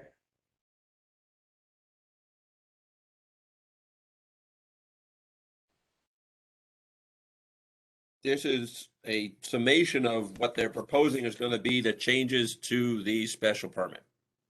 Correct.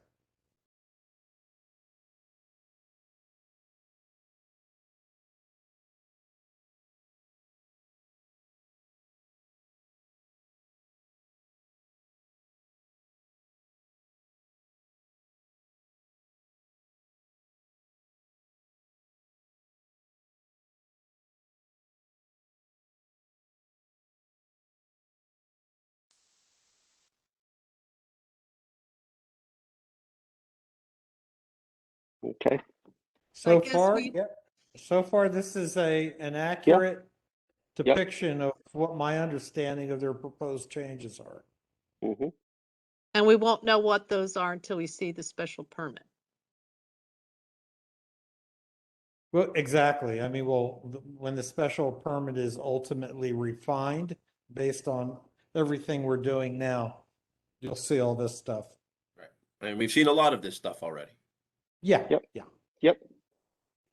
Michelle, to one of your concerns, I know you voiced the number 5. It says revise the timing of the Hamlet Revitalization Funding Program payments. Right.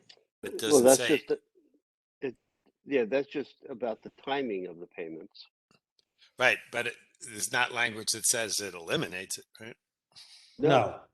Never. No. Unless They the haven't timing proposed it. says, unless the timing says we're not going to write the check until after the second coming or something like that. Yeah, they could. And we don't know how much is in each tranche either, so. No, we have This is a summary. Summary. There's a specific proposal on timing in the Yeah. draft permit, so we'll circle back to that at the appropriate time. Number 6 about the phasing. Again, I'm of a mindset too that it's not about phasing; it's about a complete plan. Yes. Yep, like that. So you saw the just with the when we're doing a single phase, it's pretty much all that from an analytical standpoint, we're looking at year 10 for everything. So you saw a question pop up tonight from was it the school district about the timing of the generation of school children over the course of the development without an actual kind of development program time wise or phasing wise. It's really difficult to do that. Well, they've already said that they can do some better granulation on that. I mean, there's phasing and there's phasing, right? I mean, the current plan assumes 3 phases, which are different areas of the site that will be built out at specific times. This is trying to change that to, we want to build it. Obviously, for logistical reasons, it's going to be built in phases, over the next 10 years. Different sections will be completed at different times.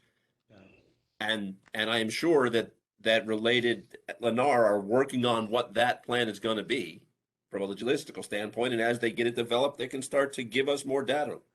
Yeah, okay, so let me say it this way. They can make some assumptions about build out over time, but we can't hold them to those under this scenario.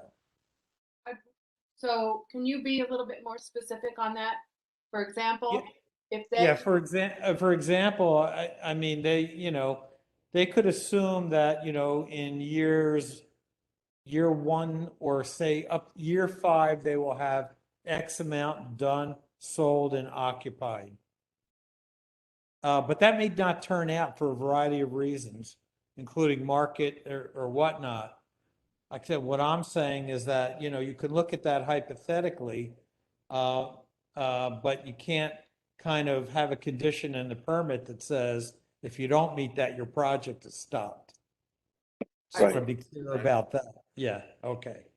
Well, this kind of goes back to also looking as we asked or Jay asked for, or someone asked for the actual studies behind the summaries. And when going back to the superintendent's question about when school children are going to be moving in, I'd like to see where they think that school children are coming from. Are they coming from the single family homes? Are they obviously they're coming from all unit types, but Yeah. Well, they're not coming from 50. Michelle, that's in their fiscal analysis. Okay. They use generation rates based on unit type and occupancy. Okay, that are kind of standards in the industry published by Rutgers University.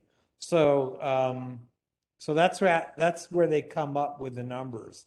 But just hold on that thought, and let's wait till we get down at some point to fiscal, and then we can look at that more specifically. Okay, I was just thinking about the phase, not the so-called phasing within the one phase, to make sure that there's a different variety of homes so that we get children sooner rather than later.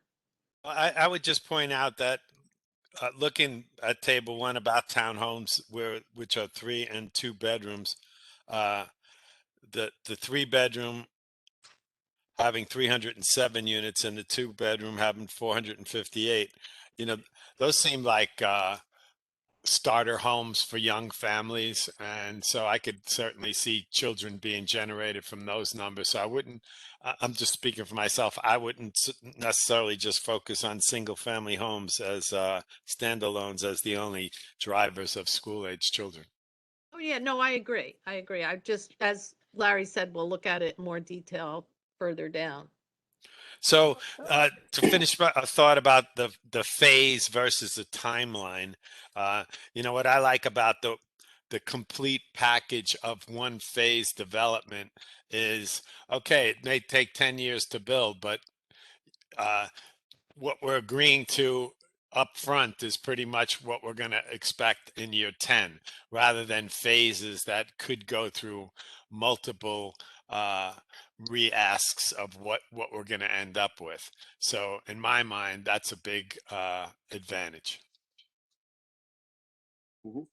Yeah, Mike, I have a question on number 5 about modifying the town's right to build a library. I think under the old permit, it was the library that was going to build the library, not the town. Right. So I would just want to make note that to clarify that.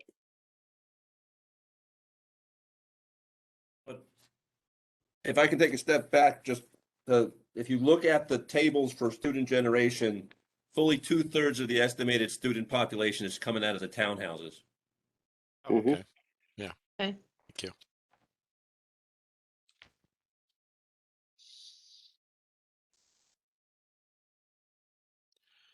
Sorry, I'm not sure where we're at in the page. I don't know. We're on page 5. Yeah. We're in the bottom of page 5. And if everyone's done with the proposed action, what it's going to be, I can keep going. Yeah, I think we just have to be aware that the school site issues are still being discussed. Right. Yes. But that's a discussion between Related and the school, pretty Correct. much. Correct. All right. Okay, so this section D talks about the impacts.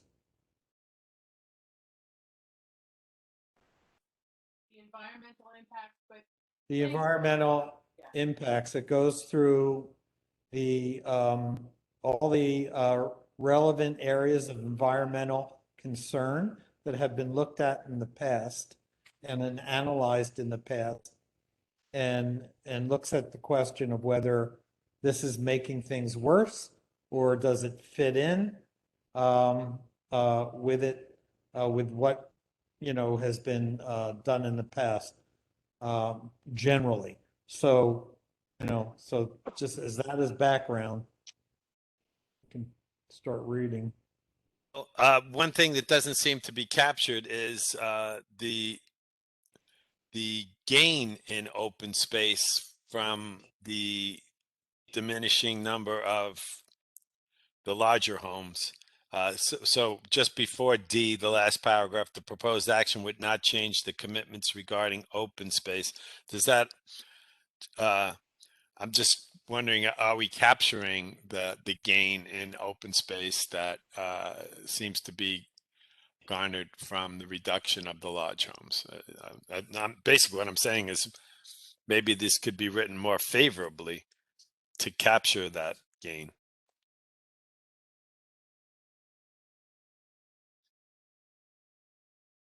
So is it less damaging even? Never mind more.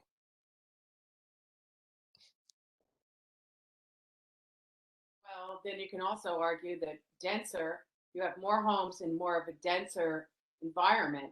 So therefore, it might change the impact by having more homes in less square footage. Yes, it's true they have more open space, but they are much denser homes. So how does that affect sewer, water, blah, blah, blah?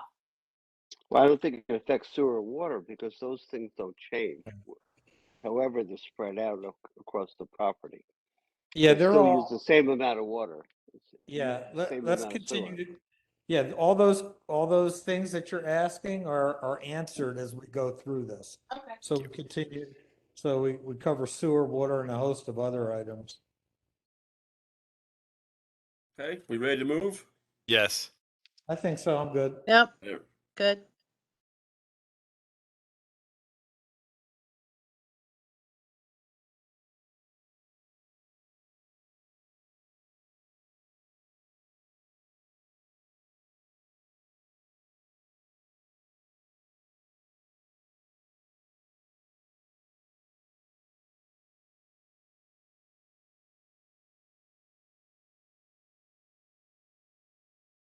This is just related to the amendment of the grandfathering law. Yep. Correct. Okay.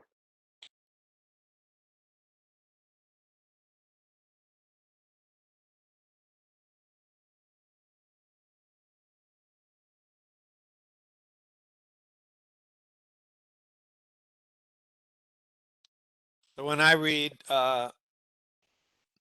the proposed action would amend the local law to read as follows in the italics: no more than 1,609 residential dwelling units may be constructed on the Tuxedo Reserve planned integrated development. I mean, that reads to me as absolute statement. Is that Yeah. accurate? Yes. Yes, Yeah. that's an absolute statement. That is accurate. Okay. That's the way it was originally intended and it remains. So we don't want to just change the numbers in the existing law, as far as how many rentals, how many single-family homes, how many I don't know active that. I adults? don't know that you need to do that. Okay.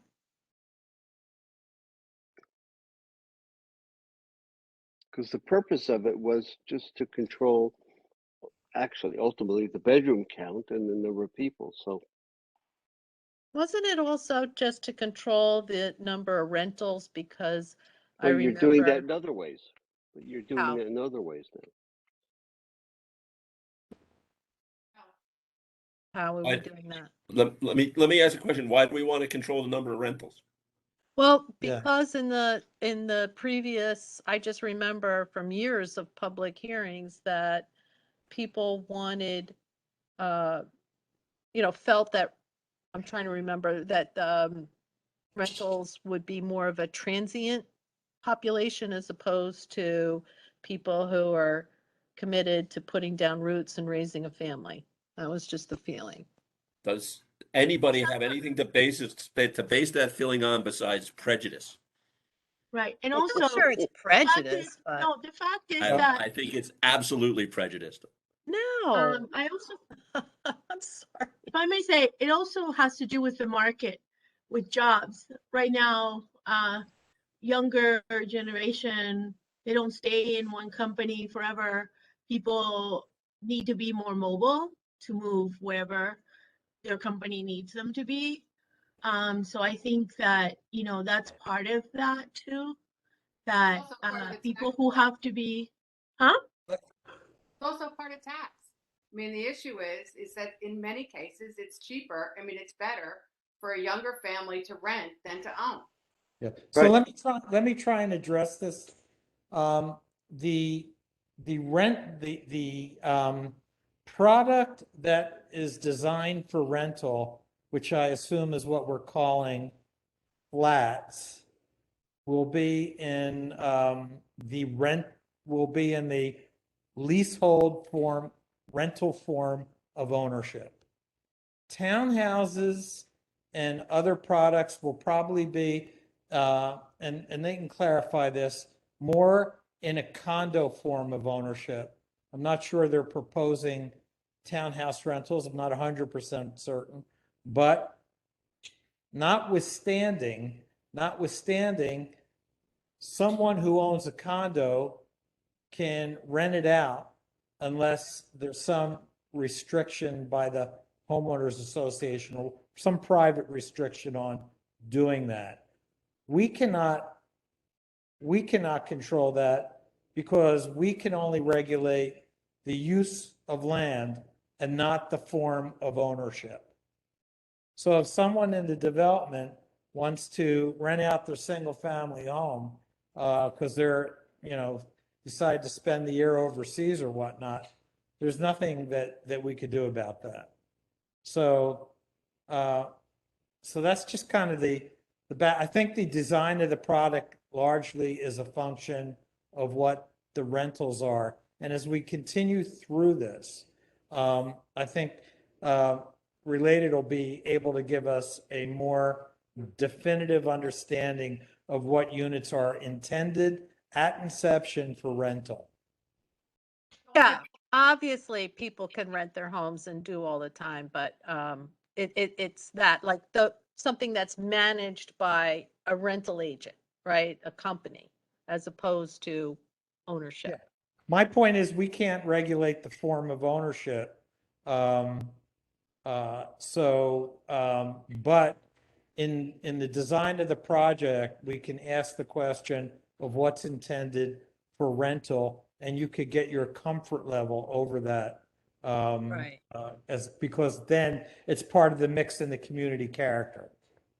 So how it was explained to me by Jim Davies, our tax assessor, in a very brief conversation, is those properties developed for intentional commercial rentals, that the tax is based more on an income formula rather than a property value formula, and so that is a distinction that's apart from somebody owns a house and I'm going to rent it for a year.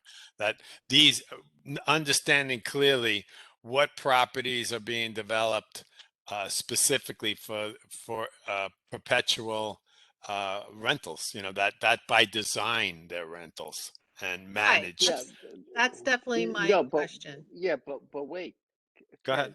Ken, if I buy a single family residence in the town and I rent it out every year, My tax is based on Jim Davies' formula. Right. Okay. On income? So, on income, yeah. I don't Because know. it's not owner occupied, it's investment property.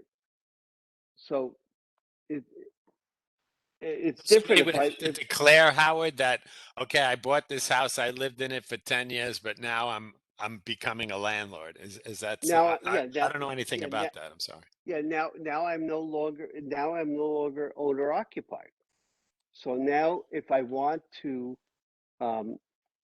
deal with the taxes, it's being done on an investment basis because it's investment property. It's no longer owner occupied. So therefore, Jim Davies' formula comes back into play. So somebody would have to declare that, Howard? I'm sorry, I don't want to belabor this, but somebody has to kind of declare, like, now I'm renting my home and they don't have to declare anything. The tax assessor knows that the owner is no longer getting his tax bills at that property, right? He's now getting his tax bills are sent to him at his house, and I see. he's Okay. renting.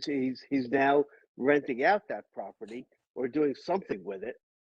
The assessor may not know exactly what he's doing, but if you have property that you're not owner occupied, it's investment property, and the tax assessor does it based upon income. I think that, yeah, but I think that's very rare and not a large risk that we ought to spend a lot of time on. No, I'm not going to belabor that. If I may say one last thing, being that I am a renter, I've lived here for 12 years. So transiency in terms of renter is not necessarily the case, particularly these days. So I lived in my rental property before I moved to Tuxedo for 23 years. So yeah, there you go. But I have a question. Is there anything to prevent, or one of the concerns would be that somebody comes in and buys 100 units and then becomes a landlord of 100 units in one of these buildings? Is that permissible? Sure, somebody if it's a condo that they can buy and then rent them out, yeah. Okay. I did ask Greg about this, and in a quick answer, basically, I'm not going to try to quote him, but this is the business that Related is in, and I think they envision as being the manager. So I actually take that as a real positive. Yeah, owner and manager. Yeah, exactly. Yeah. So in the tax impact, it would be, when we see the details, it'd be interesting to see, how they calculated taxes on owner occupied or on income as rentals. That would probably give us some information. Yeah. We ready for letter F? Please. Glad that Jay is accommodating. We exist only to serve. That's it.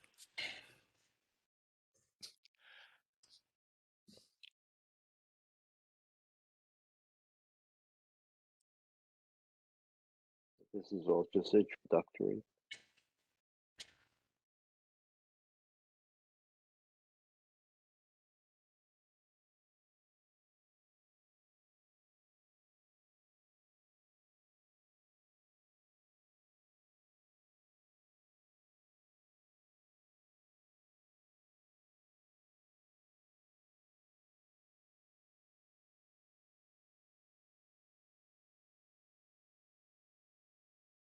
We know when you're ready.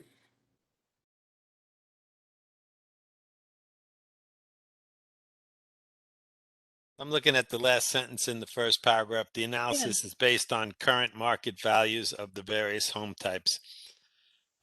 Obviously, those kind of numbers could change dramatically over the next 5 years. I think I heard that home prices went up 20%, and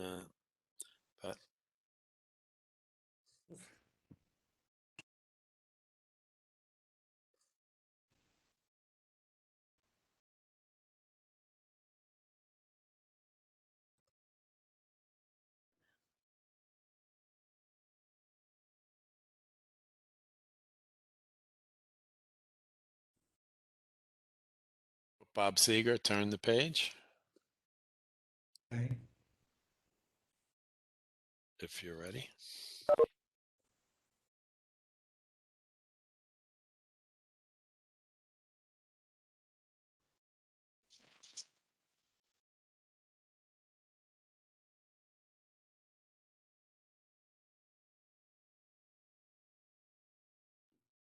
Sorry.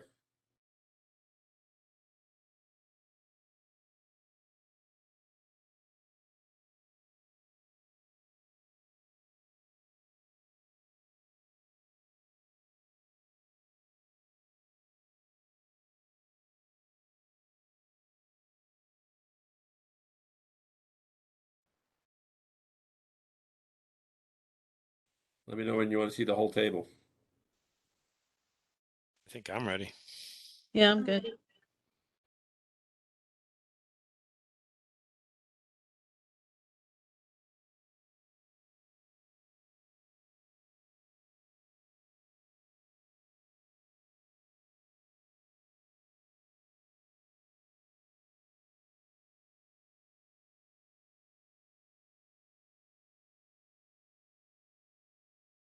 So they're basically yeah, saying because there's less children, the costs are lower to the town? School district. The school district. School district, yeah. Well, to the school district, right. But I my- think the point was we want more children. That's not, I think this provides more children.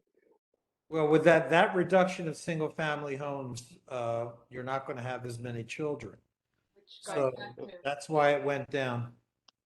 which goes back to questioning why we can't have a little bit higher mix of single family homes. right, in that affordable range. Right. We stop using that word. What? This is market rate. Affordable. Every time somebody these says are affordable, right. half the people in this town hear Section 8. Well, that's not what I meant. I meant, not manor homes. Middle. Market rate.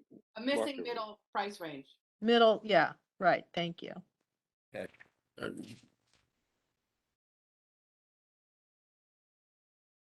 Because Larry and Howard, what's your take on these charts? I mean, Well, I mean, it's straightforward, Yeah, my only question is whether the cost per student numbers have changed, Right, that's a good question. whether they're accurate or not. I think that's addressed in the narrative below, no? Is it? I think it might be, yeah. Okay. It is if we maybe. But again, this is the summary table in the summary document. Yeah. When we Bottom get line, the- guys, bottom line, guys, from a legal standpoint, in my opinion, it's net positive. So it's Right. it's so you're In you good know, shape. you're in decent shape on that end. So Yes. Well, it was I always guess said- to my point that, property values, home costs are only going to go up. So wouldn't this be like worst case scenario here? Could be. Well, when we get the details and we see, how well, much, they made the point that the analysis is conservative. right? And they're probably because they're relying on 2015 value data, I believe it was. Yes. And we kind of all know generally that property values have risen since then. So That's my point. yeah. Yes. All right, moving on. Yes, sir. Yes. All right. The next page is that next page and a half is tax assessment stuff. I'll let you read it if you want. Oh, please.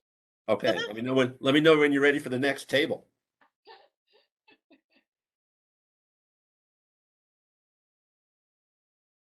Yeah, these are owner occupied tax rates and not the income tax rates, right?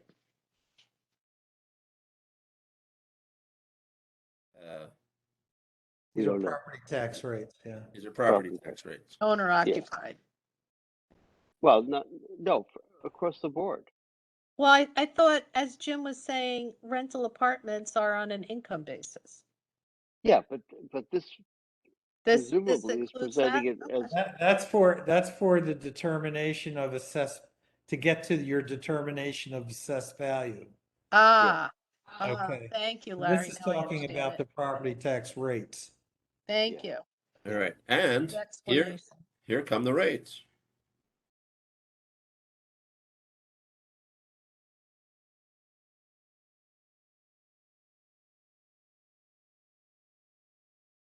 It's based on. A 2021 tax. This is the 2021 tax rolls. Okay. yeah. Who did that? You did. And you didn't charge as much as you could have. Mhm. Because we didn't need to. Because of good financial management. Mm-hmm. Oh, wait a minute. I'm mumbling to myself again. Sorry. Certain thoughts we'll tolerate. That was one We're of them. going from an assessed value of basically 150 million down to an assessed value of 133. And it says, due to the lower market value of multifamily units versus single family units. Correct. Yes. Okay, That's why it's dropped. right. The missing middle drops it a bit.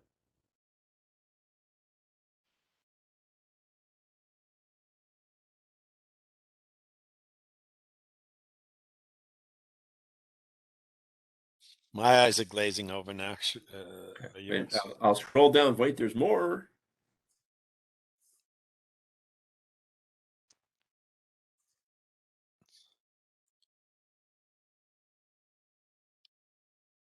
Attorneys, anything we're supposed to be focusing on there, or can we turn the page? Well, let's just finish. We're under Okay, the sorry. assumption that we'll be going over this again with a more fine tooth comb. That's fine to turn the page. Mhm. All righty then. Here you go. Yikes. Now this is the one you want. And I would point you to the second column for people who are trying to get a guess on prices of various kinds of units.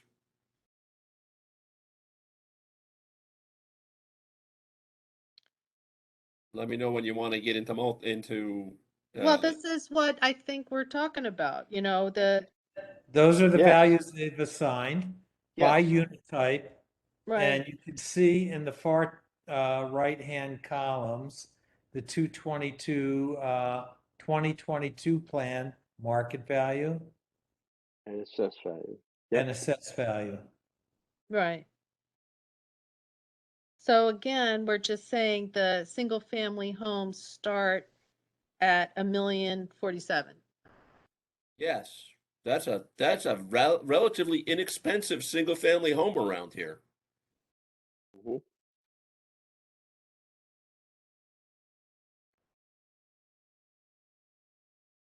Not really.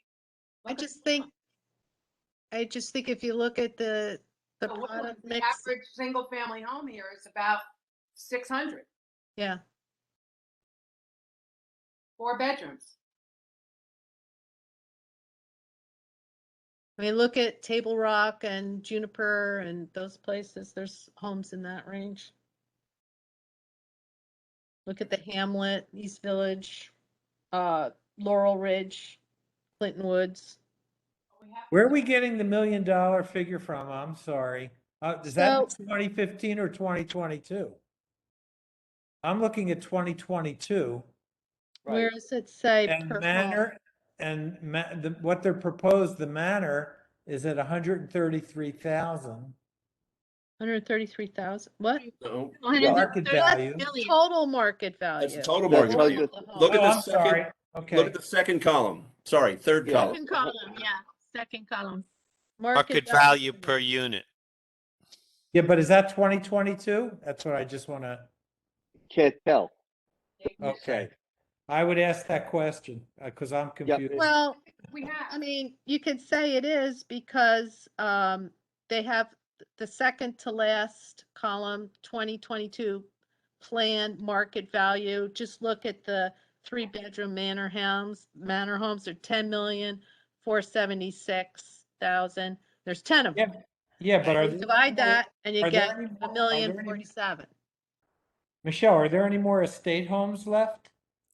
No, they've eliminated those. Right, because So you why can do see they have the value 2022 then? plan number of units was 0 in the first estate.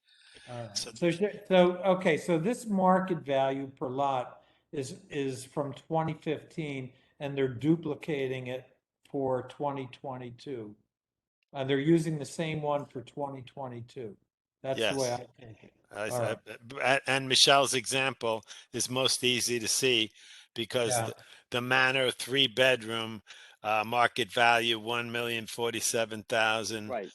times 10 and 10 Yep. clearly shows that they're using the same. Right. And back in 2015, there was 0 number of units, but now there's 10 in the 2022 plan. Oh. Mm-hmm. Yep. Well, so are these what they consider the market have to give today? us what the range Today? is. All or right, what? so let me go down to the bottom of the table, pardon the dizzy vision. And let me expand it a little bit so people can read the small print where it says sources. Okay. Okay.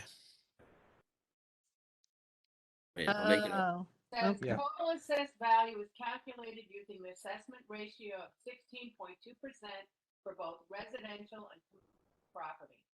Right, but go down to where it says sources. Okay, source. All right. Yeah, This is that based on a confirms it. 2013 market analysis. This analysis continues the 2013 market, then the 2022 estimates would be expected to have higher market values. For townhomes. For the townhome. Townhomes. Yeah. and All right. multi-family. So they're asking you to accept these, they're showing you that these numbers, even using these numbers that were done in 2013, it's still fiscally positive and it's conservative because property values have increased and it's likely to be even a better picture than what they're showing. I think That's that's what I was saying. that's For the general- townhomes. For the townhomes. Yeah. For everything. All right, so I'd let's imagine it's for put a everything. pin in this and ask them to give us a better explanation of where the hell the numbers came from. Or just give us the real numbers. Yeah, whatever. It just, I mean, if the smallest single family home is more than $1 million, Yeah. I mean, you can't have the smallest sorry, I single just think family this home be $1 part- million. Irrelevant. I just think. This Why not? I think we have to. Because that's not what the people in the town want. No. How do you know? No one's tried to buy them yet. There's plenty of houses in the town, small single family houses that are less than $1 million, right? I think there's a lot in the 400,000 to 600,000 and and the realtors will tell you anytime one comes on the market, it sells because that's what people want. It's the sweet spot. Okay. But to the whole point though is they need to give us the product mix and the product ranges. We need that. Period. Right. We've asked for it. They said they're going to give it to us. Yeah, exactly. So, move on. That's So why- let's think about what's going on in Woodlands is a good example for townhomes, right? Yep, I know all the prices and want to know the Are prices. there 2-bedroom townhomes there? Yes, the 2-bedroom townhomes, they range from depending on, how old they are, but they in the low 4s. Low 2 4s. bedrooms. 2 bedrooms. The 4 bedrooms are going in the high 5s. Okay, so then these prices are right there. Single family homes are going in the, I'd say, 5 to 6, mid 5s to mid 6.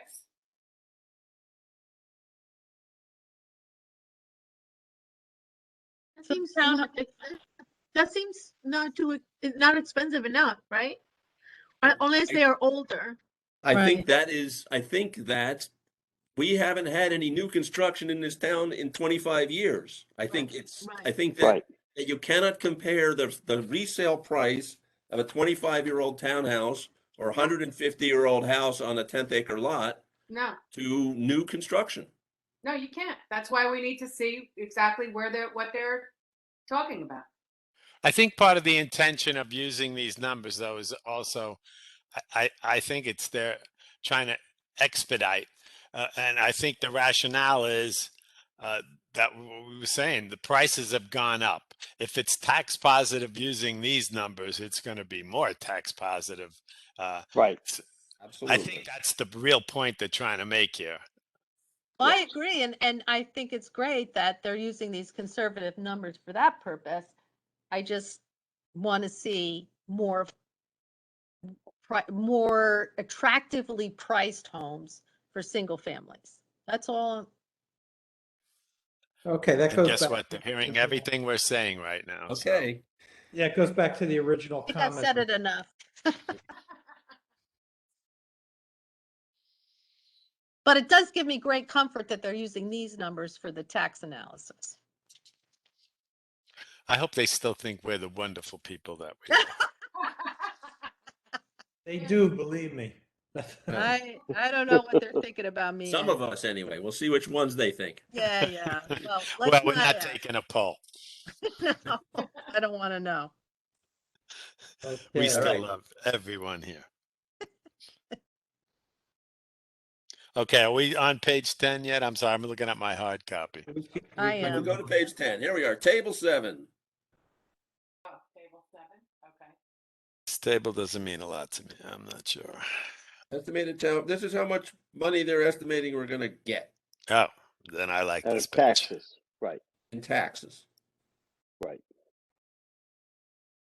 And this doesn't include the where's the school?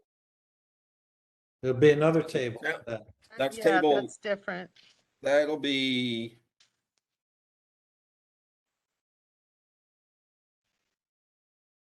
That's table 10. We have several pages before we get there. Okay.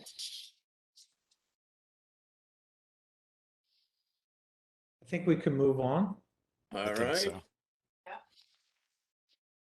You want to read all the words or just go to the tables? On this one, might be worth just going to the tables at this point, Okay. but Yeah. Table 8. Table 8 summarizes the estimated annual expenses for the project at full build with the proposed action, considering each major service currently provided by the town, organized by town budget category. Overall, at full build out, the proposed action is projected to have an annual cost to the town of approximately $6.81 million. correct. Passed my literacy test. And Wait as a long minute. as you're all comfortable with, these numbers that have been generated, then we're good to move on. I mean, my guesstimate is, this is effectively doubling the size of this town. Actually, I heard a number that I think I heard 4,000 potential residents. Yeah. So, I mean, you'd expect the revenue to be about double what we're currently getting. So is this about equal to what we're currently running things on? And then you're doubling it. Mm-hmm. And again, if the evaluations were on the low side because they were from 2015 numbers, my Well, brain is saying if this would work, the well, revised these are numbers your would. costs. Well, Right, these are right, your costs. right. So Okay. these are revenues. So table 9 is. This is the net. Counting cost and So the net is half revenue. of what it was. Mhm. Yes. We went from 2 million to 1. But still Correct. positive. Except, and the one is a conservative number. Right. That's probably more than one. But I wanted to also talk about these. This is based on a 10-year build out, so these costs are addressing that. But you have the joint fire and the library operating at deficit as a fiscal deficits. Those components of the town budget, right? I guess. Mhm. Or, Yeah. Yeah. are they part of the town budget? Yeah. Yeah. Well, Yeah. Basic they're on our pass-through. budget. So Yeah. my, They're pass-through. Howard, my question is that can we help the districts by somehow having the development make up for this deficit through a special district mechanism or anything like that? Or another district solely for Tuxedo Farms? Well, I'm not sure why this is resulting in a deficit. If the costs for the library aren't increasing to serve the district, at least not by 530,000.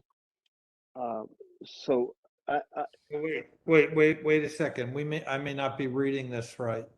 This is revenue? So is this saying they're short on, they have less revenue? They'll be short this amount of revenue. I think we need to go back to the prior chart, the prior table. Okay, so where do you want to go? Okay. Table Go- 7. Go Yeah. right there. Go right there. So here's, Now those are the let's see. costs, right? On table Yeah. 7, let's just pick out one. Table 7. Wait, I'm getting there. Okay, sorry. Yeah, here we go. Yeah, Right? Is okay. that what we need to look at? So that's our tax rate, right? Okay. That's how many taxes are generated, right? That's Right. So the library, they're That's a- saying, is going to generate $388,000. Am I reading that right? Yes. what it says. Okay. So so now, if you go back down, so The is the cost, after The cost. costs are $1 million. how is that determined? Good question. All right. But that's how you come up with the negative number. Right. All right. I mean, the concept I have is that we should hone in on that and see if there's a way we can, if that is deficit, an actual deficit to those taxing jurisdictions, see if there's a way that we can address that. Yes. Okay. That's Got the it. idea, concept. Yep. Okay.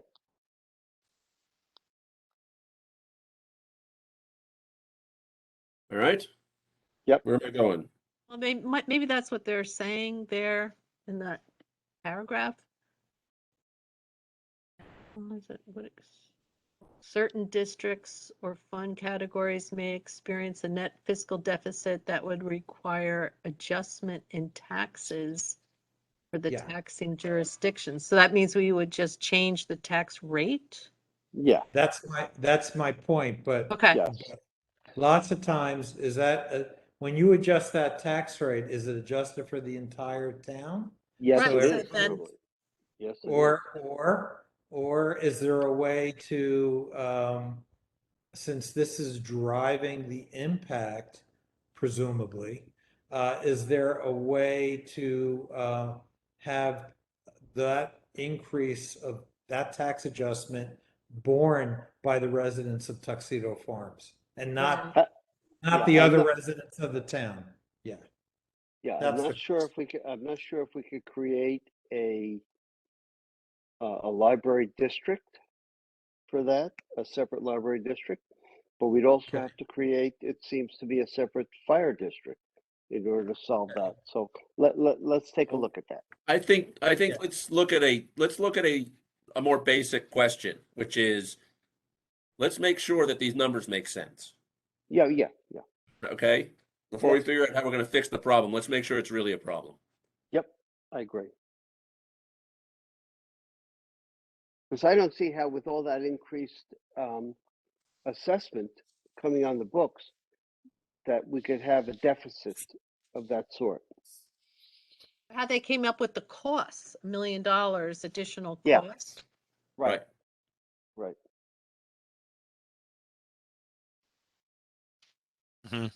Okay? Okay. All right, now we're into the school. I'll let you read the introduction here. Which are we on? We are on page 11 at the bottom, last paragraph. Okay, thank you. And as soon as To the people find town's it ready, I'll budget go to the process. Tuxedo Union Free School District determines the amount of local taxation required to meet appropriations. For the 2021 school year, Tuxedo Union Free School District required approximately $11.24 million in property taxes to do so. The established property tax rate to meet that budgetary need was approximately $73.13 per $1,000 of assessed valuation. Table 10 presents the projected property tax revenues to the Tuxedo Union Free School District from the project with the proposed action. Okay, ready? Okay. Yep. Ready.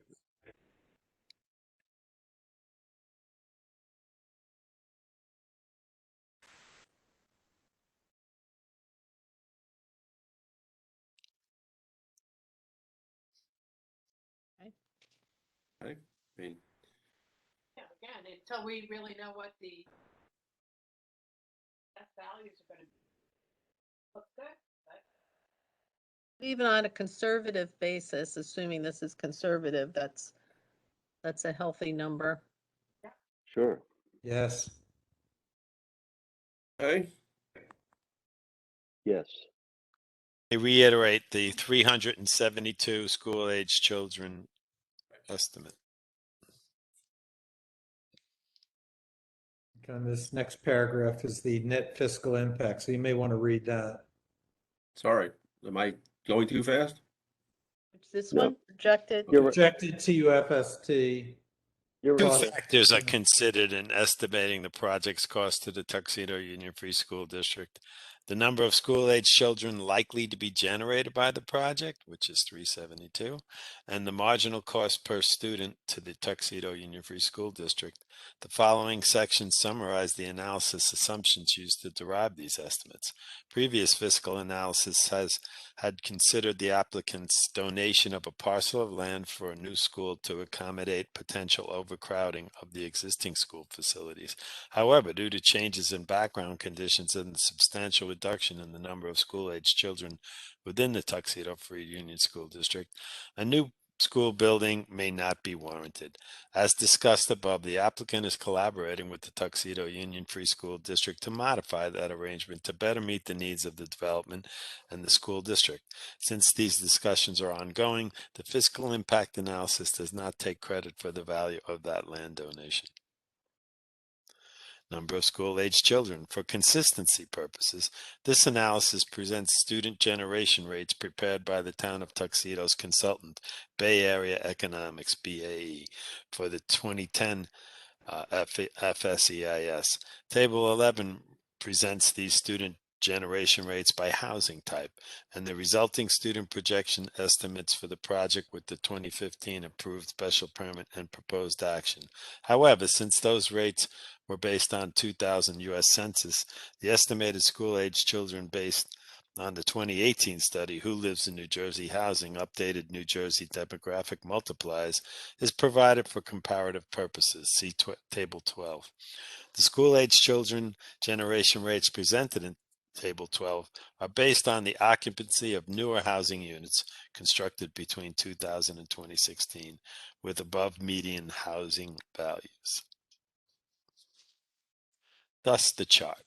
table 11. This is table 11. This is comparing to School- what we did in 2010 FSEIS. Yeah. Okay. This is school age children per housing type, right? There's a school age housing, right, correct. And it gives you in the gray column what was in 2015, what the new numbers suggest, and then what the change is. With the caveat that they believe that these numbers are low for reasons already stated.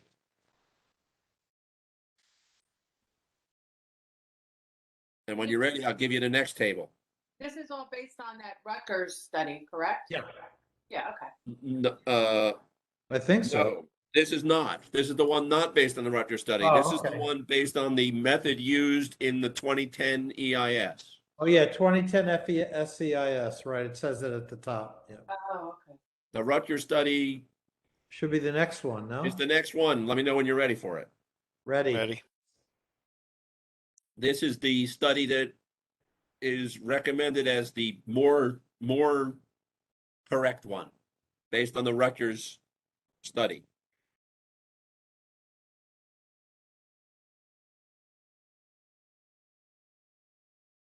And that's where we get the 372 if you look down at the bottom of Thank you. whichever table that is. Table 12, 2022 proposed action, total number of students column. And like Jay, I think you mentioned earlier, the townhouses are the bigger driver of. Because there aren't that many single family. Absolutely.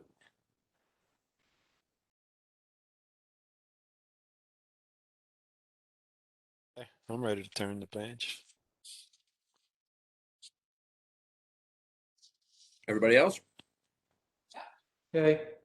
All right. I think these are the issues, like was stated earlier, that they're working with the Tuxedo Union Free School District, I mean, won't they have the loudest voice on these issues?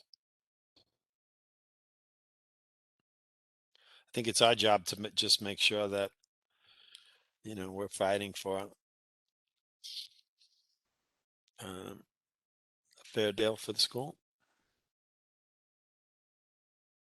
I mean, these seem conservative, right? I mean, wouldn't, we have 146 two-bedroom multifamily. I would think we would get more than 11. So. Not really. No? You'd be surprised. Really? No. Okay. No, because a majority of those are in the age restricted category. Yeah. That's one of the things we kind of posed earlier. Is there a possibility to swap some of the townhouses and Right. from age restricted, from non-age restricted, and vice versa? You know what, the And so- decline in enrollment and because of lower birth rates, I mean, people just aren't having as many kids. Parents are working, both parents work out of the home, so on. It's declining everywhere. It's in Rockland, it's in Orange, it's in, Westchester, there's just less kids. Absolutely right. I guess that the Rutgers study probably takes that into a. Yes, more so. Oh, I thought you were raising your hand, Maria, but it was your cat. He's back. All right. On to table 13, which is the net. Table 13 summarizes the projected annual cost and revenue to the Tuxedo Union Free School District from the proposed action, along with a comparison to the project with the 2015 approved special permit, utilizing the same above described methodology. Under the proposed action, anticipated revenue would decrease from approximately 12 million to 10.88 million. But the projected costs would also decrease from approximately 10.1 9.18 million to 9.08 million. Overall, the proposed action would slightly decrease net revenue from 2.06 million to approximately 1.78 million. Actually, almost 1.8. Almost 1.8. Yeah. I mean, Yep. if you look at the similar table in the town, the net revenue for the town was cut in half. If you squint at the numbers, here it's cut by a quarter. Yeah, I think this is pretty, I look at it, I think it's. I think when I'm you turn sorry, your head, Deidre, I you can't hear are what you say. Yeah, you're very far from your microphone. Oh, I'm sorry. I'm looking at the screen. I said, it looks to me like it's conservative, that's all. Yeah. It looks like a conservative estimate on the revenue. Yeah. I'm sure the school district will take a careful look at all this. Yeah. Yes. All right, moving on. Cultural resources. Nothing's changed there. There's Right. no additional land disturbance. So Right. I don't know if it's worth, Now, we reviewed this already. Yep. Yeah, exactly. Some of this stuff we've signed off on already. And on this one, visual quality and community character, I thought I heard Greg say that there might be a little bit of a bump in height for ornamental kinds of stuff in the commons. So Yes, he did. I think somewhere here it says, if I recall, it says there's no effects on height. So we just want to maybe understand that a little bit better so we're sure that if we're saying there's no impacts on height, that there isn't, or if there is going to be some change, that we get that defined, what that I is. think he talked about ceiling height, like, between an 8-foot and a 9-foot Yeah. ceiling, and also Yeah. to accommodate the concern for some buildings to have pitched roofs. See, they have this statement, the proposed action would not increase the maximum height of the proposed development. Based on what he said, I just want to make sure that that's still a true statement.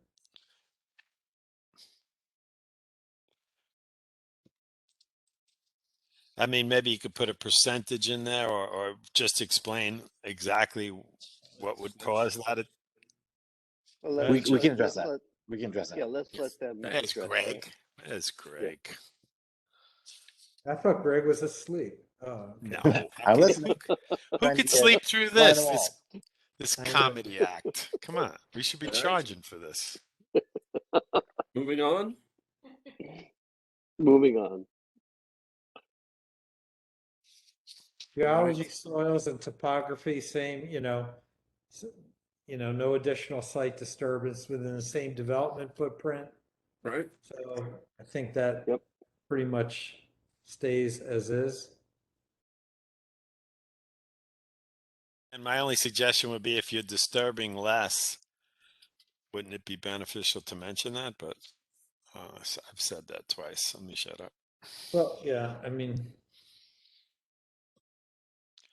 Certainly not worse, right? Right. Natural resources, is that where we're at? Okay. So, Yes. yeah. The bat, The bats. the snakes, the Bats and lizards. snakes have been here all along. So. Yeah, well, I like those things. Mosquito eaters. Yeah, only if they can't get anything else. what's going on? What? That's That was a joke. oh. The animals emailing the town. Right. Got it. Could we skip this, or are we reading it? I'm sorry. Depends on how much you like bats. No, but I mean, if it wasn't changed, then I know we read this diligently. Yeah, it hasn't changed. All right. And this Hydrology and stormwater management that hasn't changed. hasn't changed. Well, they did make a statement somewhere, and I can't remember where it was. if it was an oral, it was in the presentation or somewhere else, that there may be additional impervious surface in the commons. Okay. I'd just like to understand that a little bit better from an impact standpoint, so that we're comfortable in knowing that what is stated here is still validly stated. I think it is, but we ought to just dig into that just a little bit. So I guess if you gain more impervious surface in the commons, but lose it or because there's less development in other parts, is it the overall factor combined across the project? Yeah, I think so. I mean, I think so, and it's just, but let's just be clear of what's going on, and then we can, we're in a better position to sign off on the language. Well, the Okay. second paragraph kind of says that there is the increase in the higher density areas. Right. Oh, okay. Right, And I guess it's going on to say how they're going to mitigate that. right. So necessarily, when we start pushing things into townhouses, et cetera, and put them closer together, those areas are going to get more impervious. Yeah. But we don't But the- know we don't know what the order of magnitude of that is. Right, I mean, but that's just a statement that basically says there's going to be more impervious surface. I think we need to dig into it just a little bit more honestly. which is fine. But I'll also point out that even beyond the environmental impact questions, building code and all the rest of it doesn't allow you to requires mitigation of all, and state law, which we're not trumping, is going to, require mitigation for stormwater because of the increased impervious area. Mm-hmm. And the Period. concentration of buildings, right? Doesn't matter how you get to the impervious area. You still can't have more water leave the site that you're changing than was leaving before you changed it. So And water has to be treated too, correct? So yes, has to be So, treated, you want to make infiltration basins, all the rest of it. I think we just want to make sure that they've allowed adequate space in order to get stormwater facilities in. And I mean, they and- mentioned the bioswales, rain gardens, bioretention, and other stormwater management. Has there been a SWIP filed yet? there might have been one originally, but I don't recall it. I haven't seen it. So What was that acronym, Howard? SWIP. SWIP. A stormwater management. Stormwater pollution prevention plan. SWIP. Right. Yeah. But that's typically for construction phase. So Yeah, or didn't have one yet. the planning board would typically require that. Insist on that. Okay. What All is right, applied? moving on. Letter L.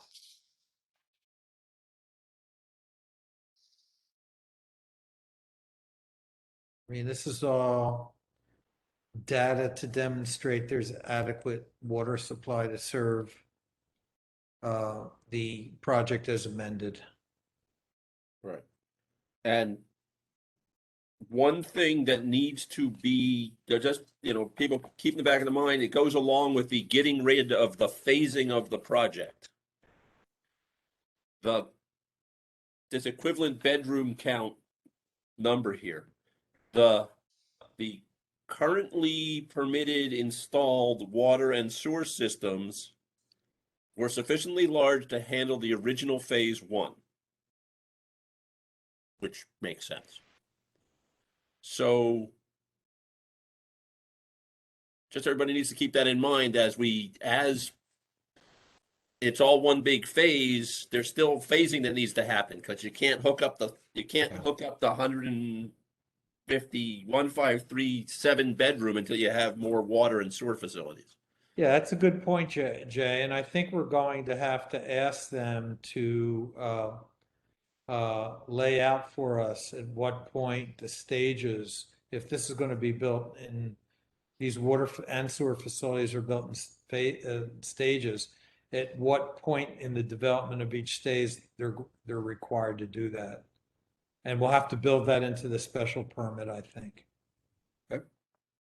So to build capacity, Well, let me, that correlates as the homes are being built, and so certainly we know. I know from touring the new sewer plant, it was explained to me the build out to extend that. Yes, as Jay's stating, as it stands right now, it's built to accommodate what was called phase one, and that the design and the property is there to build out as the other phases would be added. But since we're changing the name, the word, the assumption that it's no longer phases, but there's a timeline that still has to be articulated. Exactly. exactly. Yeah, and they can't, they still have to have enough water with the largest well out of service.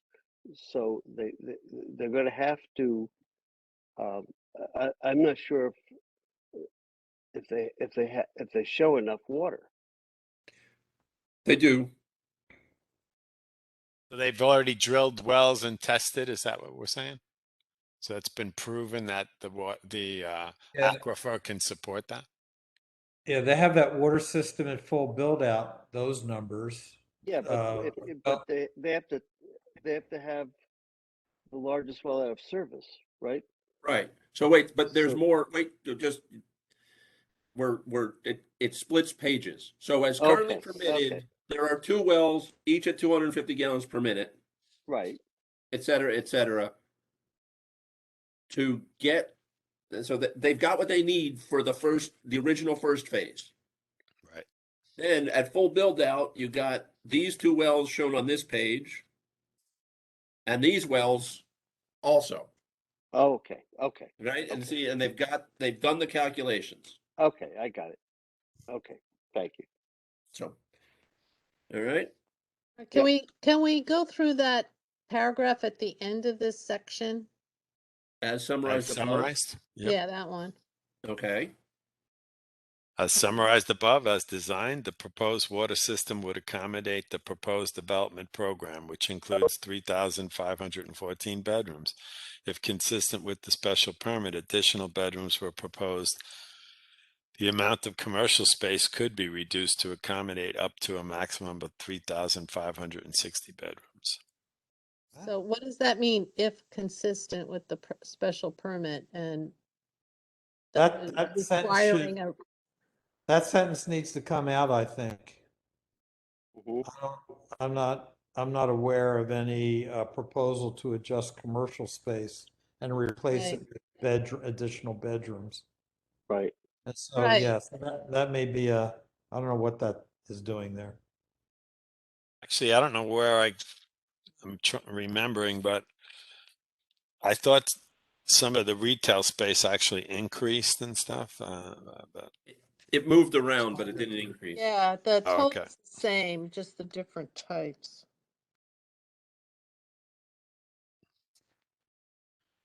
So again, I'm sure Or strike it or explain what the heck you're talking about, Greg. Right. Yeah, one or the other. I mean, it's right. If it may, the explanation is that with a full 100,000 square feet of retail or commercial and amenities, there's allowed 3,514 bedrooms, right? So, but if we reduce the commercial, then the water capacity would allow more bedrooms. And so that's the water capacity. Yes. What point are you trying to make, though? That is that an academic point that if we have less commercial space, we could have more bedrooms? I think Or to your are point, you Larry, actually- we actually modeled the full. It's not a huge point. We actually are planning for 3,514 bedrooms, and with 100,000 square feet of amenity and commercial. But we looked at the water supply, and there's plenty more. And so that's if we reduce the commercial space, then we could add more bedrooms. That's the analysis. And And they did But actually, you have a cap on, don't you have a cap on the number of your bedrooms? well, cap on water supply, equivalent bedrooms. And so if we reduce the commercial space for some reason from 100,000 to something less, then we could actually add bedrooms. But it's more of an academic exercise that we want to prove out that if we did somehow reduce the commercial, we would have extra capacity for bedrooms. But the current plan is 3,514 bedrooms. Maybe we can like. I understand the point that you're making, Yeah. Greg. Doesn't and signifies it is, that there could be more bedrooms than we're talking about, you know. Right, because the bedrooms are, there's 1,609 units maximum. Why Bedrooms are a not little just more say why not just say you have extra water? Yeah, that's kind of about what I'd All right, go. well, let's I'll let you move on and we can address Okay. this. It's not a huge issue. Thank you. right. You understand that it's making people nervous. Yeah, we got it. We don't want to do that. Right. By the okay. way, I reaffirm my opinion that you guys are the board of the future. Thank you. Oh, thank you. We still have that acknowledgement. All right. Yeah. Well, I've been like several times, literally laughed out loud of your comments. So you guys are great. hopefully you were laughing with us. Okay. Sanitary store is a similar analysis. You want to go through all the words? You just want to get to the It just needs a little editing. It's not bedroom county. It's minor, super minor. Oh, second sentence. Yeah. Typo, yeah. No big deal. That's the thing about spell check. It only tells you if the word is spelled right. Yes. So they're saying the capacity is for more than they're applying for. Right. Correct. Okay. And I'm going to go to it's a similar analysis. It's just the pipes run the other way. Right. And I have the same comment, but also I'll point out, because I'm an engineer and it bothers me, in this the master plan full build out, somewhere we went from 500,000 gallons per day, less 100,000 gallons per day for the hamlet, gives the farms district 400,600 gallons per day. So somehow 600 come from. Somehow there's an extra 600 in the numbers here somewhere. That's a very good point. I'm assuming it was a typographical error, but probably. And by the way, your anyway. correct usage is 35,000. Yeah. So, but other than that, we got enough. Can I move on? I mean, I'm an engineer. I could talk about sewerage all day. I got like 6 books on the shelf. I'll be happy to turn pages with people if they want. Don't get Jay started on sewers. Okay, we can move on. Okay. Flush that idea. Hey, I've been talking about sewer with Tuxedo Farms for the last 20 years. What a topic. Well, I will point out it is perhaps the greatest engineering marvel you all deal with on every day. Sewer and water treatment. Solid waste. That's what I'm talking about.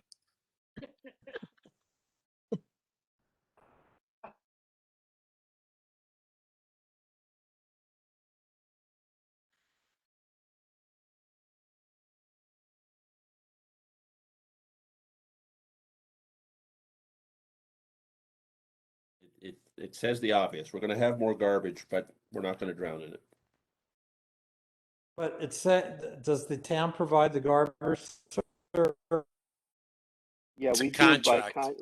yeah, it's a contract that we let, periodically Is for it- townwide does- refuse collection. So we So- just have to renegotiate. Yeah, that to me implies that the town's gonna take care of it. We currently do. Okay, Yes. okay. Yeah. I mean, Yep. so. Even I think for the larger developments, right? I mean, they get dumpsters instead of trash cans. Right. So, All right, hazardous materials. Nothing changed Well, there, you know right? what, though? It just popped into my mind that would the development expect to have individual trash cans picked up at every single townhome? Or would it be like Tuxedo Heights where people have to bring their garbage to dumpsters? Since you brought it up, Jay, just popped in my mind. Yeah, I no, think that's the planning board. The planning board will provide for, some sort of cohesive pickup mechanism. There'll be a place in each project or places where dumpsters will be placed. I mean, that goes into the kind of site planning thing that's in planning board oversight. Yeah. I mean, the question even came up about mail delivery. I guess that's similar in a townhome. Don't they have like a collective Yeah, they do. Yeah. large mailbox area? And so, Mhm. but that doesn't sound like something that's dealt with in these kind of Well, I just think documents. as far as the contracts go, it's obviously a lot cheaper to have dumpsters than individual pickup at every single townhome. Yeah, yeah, I'd be more concerned with the the optics of it. How the planning board accommodates the aesthetics. But again, Especially not with for the this huge, discussion. dumpsters that we get from IWS. They're pretty Right. big. It'd be like in a concentrated area, it'd be like field dumpsters. Yeah, you want something better than what's going on at Tuxedo Heights. That looks horrible. Yeah. Plus you have, I hate to say it, a bear problem. Oh yeah, definitely. Well, you just need better dumpsters. All right, traffic. Traffic. This is always going to be the hot button here. But The only question I have, and so the only question I have is that now the patterns have changed from when you guys did this, when related to the studies.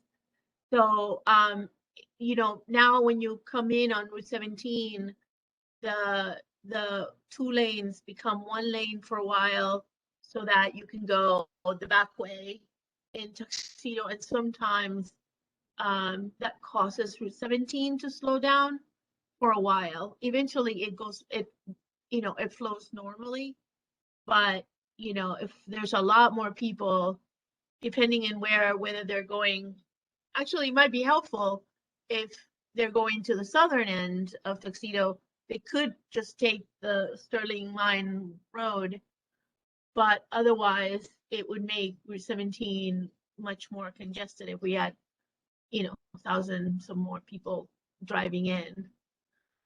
So just a thought. I know they have mitigation strategy around the jitney to the bus and the train. And Yeah. I don't know if any of these studies have really factored in the impact of working from home. I mean, our parking lots are still empty. Yeah. And the projection is that a lot of that's going to be permanent. I think the New York City subway now is down to 36% ridership as to what it was. So, and now we're 2 years in, I think it's a reasonable question. but not for them. Go back to Habib. And this again is the part where we need to see the analysis, not just the answer, and see if now that the Route 17 project through Sloatsburg is complete and we're not dealing with construction traffic, are the changes that they made to the roadway that you've brought up, Maria, is that A, is it significant, and B, was it captured in the updated studies? And if not, maybe it should be. Also, the timing of the study. I mean, if they did it during that construction when people were avoiding 17 because of how long it took to get down through Sloatsburg, I just, be interesting to see when they did the study. Right. I think that's answered. I was going to say, I think that's answered in the study itself. Right. Yeah, The it is. study They will- said 2021, I think, is when they did it. I looked at it. So, I mean, again, it might be a benefit for people that are going to Tuxedo because they can just go on, not for northern Tuxedo, but southern Tuxedo. And so it might be okay that now you have that dedicated road to go the back way, Well, I'll tell you what, Quail Road's going to be a great end run for that backup where the road goes down to one lane because you'll be able to jump around it. Yeah. Where's Quail Road? That's The main road the of major Tuxedo throughway through Tuxedo Farms. Oh, okay, thanks. Sorry, Yeah. throughway is the wrong word, but the major road. Yeah. Oh, I could see our speed traps there, boy. Yeah, there we go. Actually, all joking aside, one concern that I'm not sure that's been considered in any traffic study is the impacts of construction of Tuxedo Farms, for the 10 years. Yeah. I believe actually it is, but Is it? Thank you. But we should look. We should confirm that. I do see Right. the jitney service mentioned in the traffic study there. Yep. Okay. Air quality, noise. Again, I think the biggest noise would be construction. Yep. Here we go. Construction impacts. Yeah, here we go. Should I read this out loud? Or should we? Tell you what, I'll read it. The proposed action would alter the sequencing of construction activities and would allow for overlapping of construction sequences as necessary to accommodate changes in market demand. Previous iterations of the project contemplated three distinct phases. The proposed action moves away from the strict sequencing of the development. This would enable the development of the active adult community sooner, since their community is currently planned for the area formerly designated as Phase 2. The construction sequencing will be developed rationally to allow efficient cutting and filling, thoughtful completion of amenities, commercial areas, and neighborhoods that deliver the quantity and diversity of home types to meet the market as it may evolve and minimize construction disturbances to residents. It is anticipated that initial construction will involve the completion of Quail Road with connection to Route 17 in Sloatsburg, the amenities, commercial and multifamily buildings in the commons and the townhomes and single-family homes in the West Terrace. To prepare for the construction of the active adult community, construction would then commence on Bridle Trail Road in the area formerly known as Phase 2. Site fill work would continue in East Terrace throughout as appropriate material is available from internal or external sources. We have piles of stuff we might be able to offer. And is anticipated to commence full development following completion of grading. Upland Park, Winding Hill, the Bluffs, Mountain Lake, and Northridge neighborhoods are anticipated to follow. All construction phasing and sequence is subject to change and will evolve as project develops. Any questions or comments on what I read so far? Well, Go ahead, Larry. yeah, I think it would have to be acknowledged that a lot of what's discussed about this construction sequencing would be addressed by the planning board, because they're going to be going in to apply for subdivision, site plans, whatever it is they apply in. It'll be part of the planning board's responsibility to address the issues of development sequencing at that time, in my mind. I mean, at least.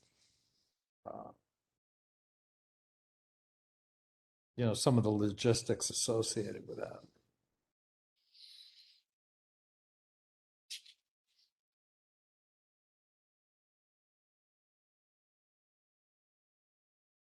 Okay. Continuing the last page, and this addresses a lot of your questions about traffic during construction. But okay, I invite you to read it at your leisure. It's not anything exciting. Okay. So are there any plans for alterations on Route 17 for an entrance and exit? I mean, maybe I missed that. I don't think so. some of the possible traffic mitigations may include that. Yeah, that would be good to clarify. Doesn't that have to be negotiated with the state? Yeah, Absolutely. yeah. I think so. It does, but you have to be careful about, granting building permits without knowing that, that rely on access out, for example, out to, or mitigation that needs to be instituted.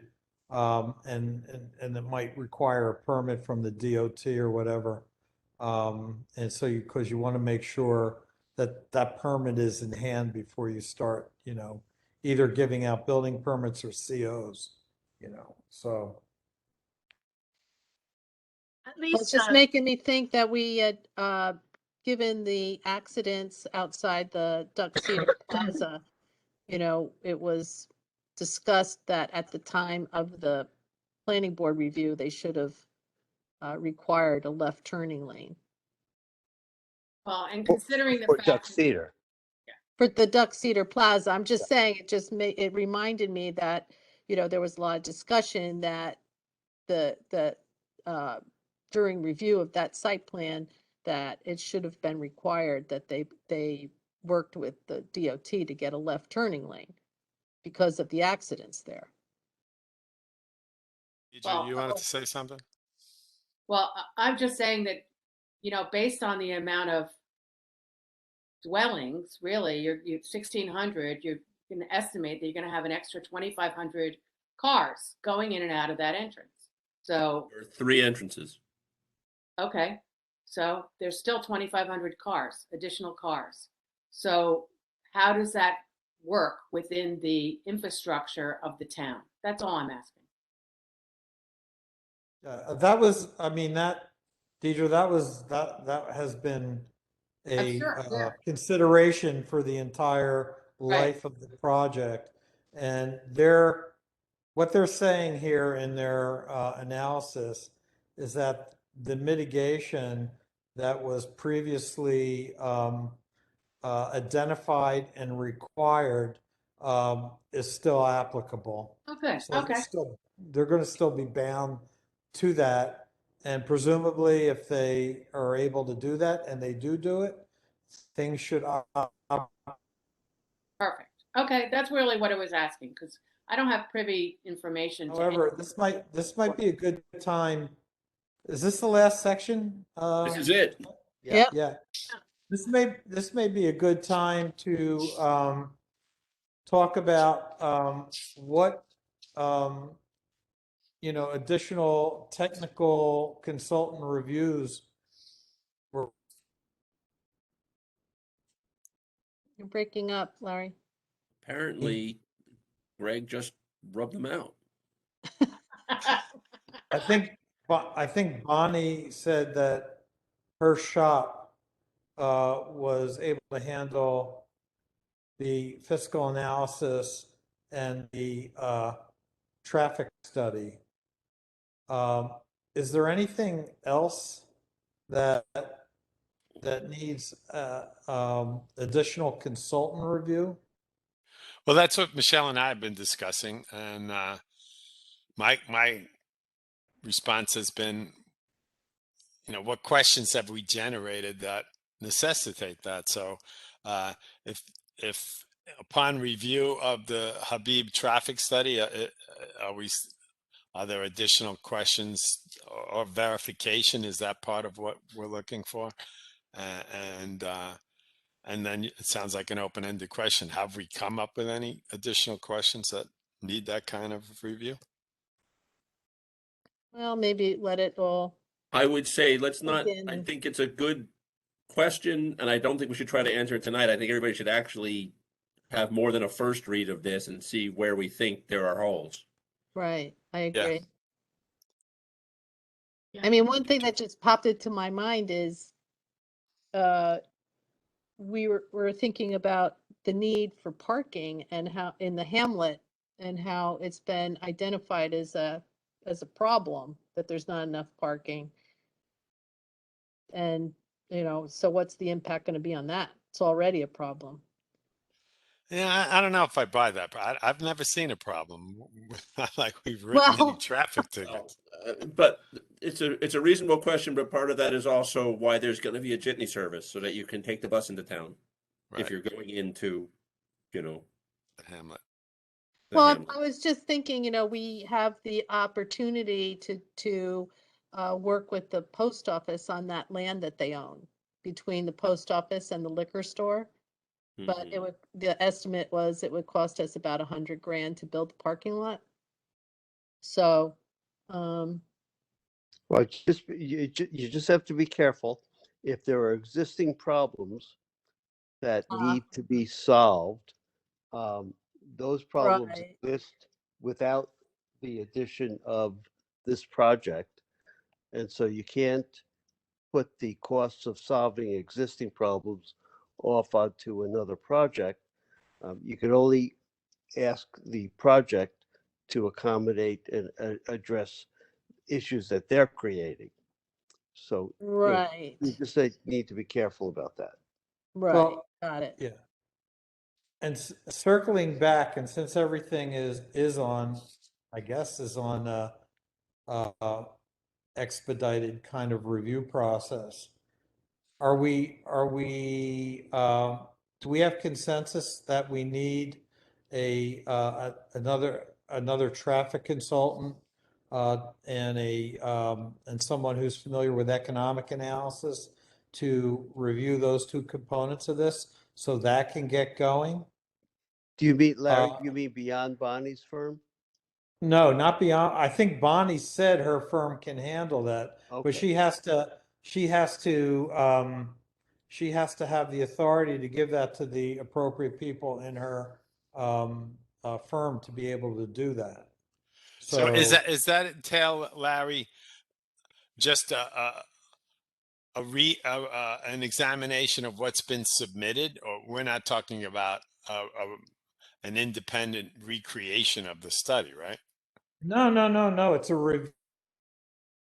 It's a review of what was turned in, right? Right, we need to start with a review of what was turned in, and Additional then we, layer You're breaking up, Larry, unfortunately.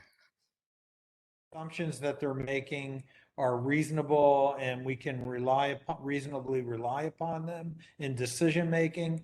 And so, yeah, so we want to do that. Well, yeah, that sounds prudent because that's certainly been a concern raised by a number of residents, and that doesn't sound Yeah. onerous to have somebody with that specialized knowledge review the report that was turned in. And from what I've heard, this Philip Habib is the gold standard of these kind of. But of course, you still want a second opinion, I guess, right? Is it possible to ask, because what we got was the report, like sort of analyzed. But I was wondering if they would share like more of the raw data, so that we can look and see where their assumptions come from. And then we can share that with, with Pope and whatever, those guys.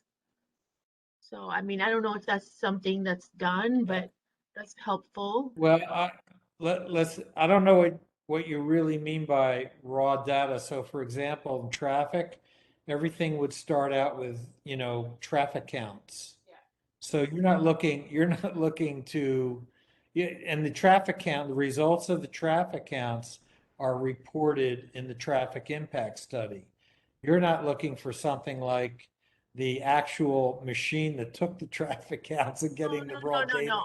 I off the mean, like, machine. whatever raw data that's not apparent in the analysis. what we And need I is the, obviously don't know enough to know if there's more than there is, but if we can have, sort of like for example, like with the marketing analysis, like, can we see where their assumptions are coming from in terms of, where did this, you know, how did they come to these assumptions? And yeah, traffic count and things like that, but more of like, I don't know. well, what If we there's have here anything, is like 27 pages, 22 pages without the maps that are the summaries of their findings. But we would like to see, so that we can give it to our consultants and so we can look into it more for people who Yeah. want to, is Yeah. the analysis that they did, the hundreds of pages that this is the summary of. Exactly. Traffic study, or what, is there some other one that you're looking for too? Definitely want to see the traffic study. We Financial. want to see the Fiscal. fiscal. The fiscal, it Yeah. seems like we need a lot more information before we can do a really good fiscal analysis. We should identify what that is then. Okay. And What is it we need? Well, Yeah. I think what I would, sorry. Yeah, what are your questions about it? What additional information are you looking for? And that should be done in conjunction with someone in Bonnie's firm who does fiscal analysis to to hone in on it all, so we can get through it. So yeah, again, we're starting from what we have, and then, they will help us to decide what other questions we should be asking. Is that what you Yes. mean, Larry? Yeah, because you'll get comment letters back, and Right. the comments will Right. say, well, this is this assumption, we question this assumption because blah, blah, blah, something like that. So yeah, you want to get your technical consultants on board as quickly as you can, in order to get them engaged and giving you appropriate feedback as you go through this. I mean, Well, really, it would be nice to have people reporting back to us on what's the next one? The 217 or 210? Yeah, that's 2 weeks, yeah. Yeah. What we should do is we don't need a resolution or anything. We need to tell Bonnie to get started, get her either in-house people or sub-consultants lined up, and, we can run it up and down through one of us and Greg, or maybe we should get the contact list, and then the traffic guys can do the traffic handshake and talk to each other and start looking at the analysis. And similarly for financial. Yeah, Bonnie's people should tell Greg's people what information they'd like to see so that they could do their analysis. Correct. They'll talk with each other. Yes. Correct. I'm going to say that all information is available to you, and we are happy to connect everything. So Habib and Akira are the best in the business, and they do what they do, and they're happy to share all information. That's great. Thank you. So the charge to Nelson Pope is basically to review the Habib study and the fiscal. Well, if Bonnie's firm is doing that also, absolutely. Bonnie herself will conduct an overall review of the tech memo and issue comments. But we want the people in her firm who are the technical folks, her traffic engineer, to review the traffic study and comment on it for us.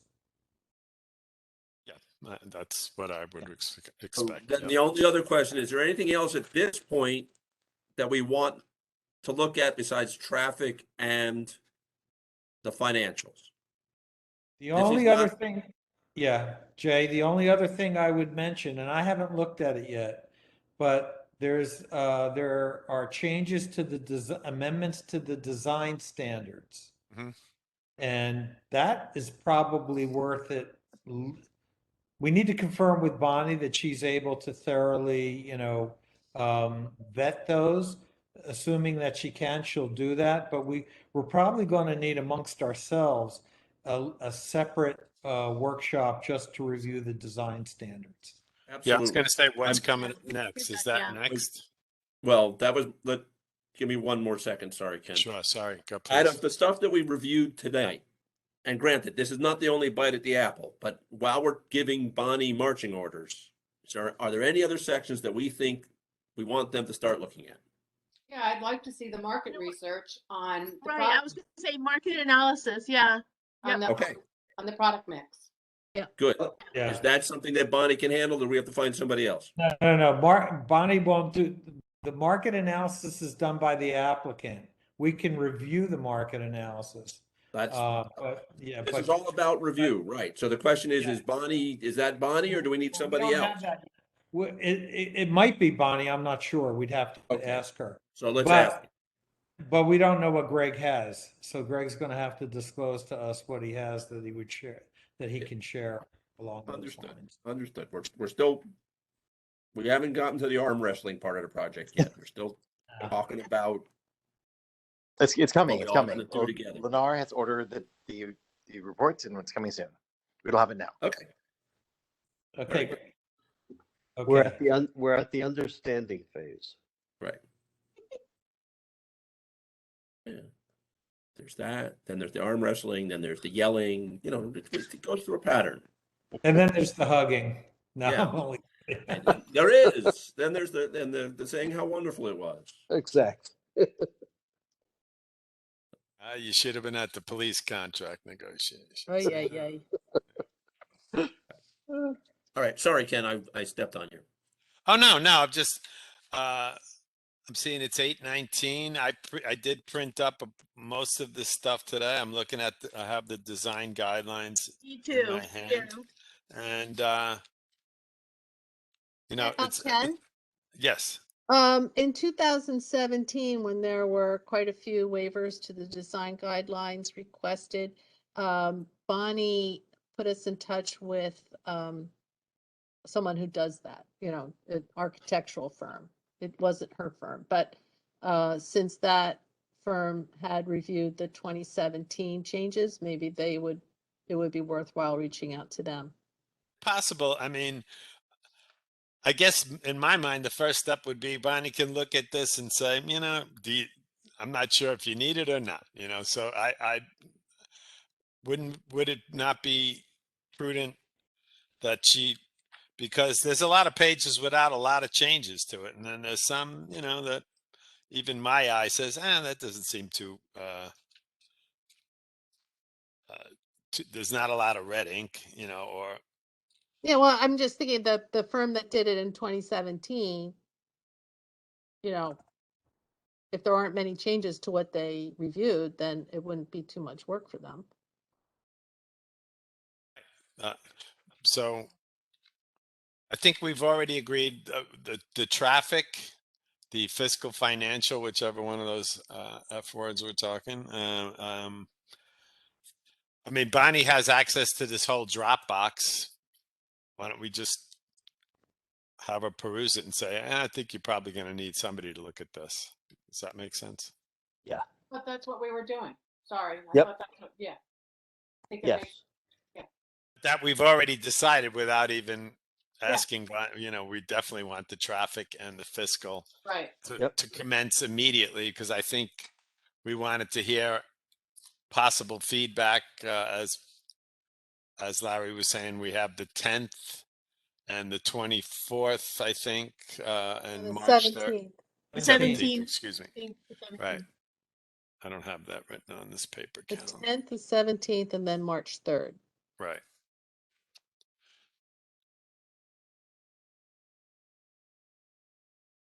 So we'll communicate with Bonnie tomorrow. Start those two immediately, and we're hoping for feedback ASAP. And Ken, this is Brett. If you could also please ask Bonnie what her capability is about the design standards, so the board knows whether they go to Bonnie or an outside architect. Okay. And what do we think the agenda wants to be for the next meeting? Besides listening to Bonnie's comments. Well, I think, Larry and Howard, do we want to decide on that now so we could start reading? Well, there's more things to review in that Dropbox. Right. But nobody has really done the deep dive into the tech memo. I don't know if you want to allocate a part of the time next meeting to identify any additional questions other than those we've identified tonight based on a deeper dive into it. That's one possibility. The other possibility is beginning to look at plans and the design standards. So it's largely, you know, what you guys can prepare yourselves for review on February 10th. So with regard to the deeper dive of the tech memo, I guess what I'd be hoping would be that you guys with the real experience reread it and say, these are things you guys might want to consider, you know, just Yep. show me what questions I'm not even spotting, you know, and Sure. and then ask us, you know, what do we think the implications are? Okay. Okay. Does that make sense? Yep. Yeah, and then Bonnie should be prepared to do the same. So Right. So yeah. I guess the goal would be first agenda item on the 10th is to finalize the tech memo. Hopefully that wouldn't be too onerous, and so then the design standards, we'd be doing the first pass at that. Does that make sense to everybody? Sure. Yeah. Yep. Okay. Yeah, when whoever's speaking with Bonnie, just see if she can get her guys to get the technical stuff reviewed by the 10th. Because when you use the word finalize the tech memo, we're not going to really be able to do that until we have the feedback of the outside consultants. Right. Okay. So definitely the traffic, and as Greg mentioned, they need to reach out to Greg and hook up with Philip Habib for the traffic study, and the fiscal financial. I'm not sure. Yeah, Greg, we're assuming, and I believe Bonnie has already said that they can handle that in-house. right, but Greg, I guess we just hook Nelson Pope up with Greg, who then says who's the provider of the fiscal financial. Yes. Because I AKRF and Habib. Let's do.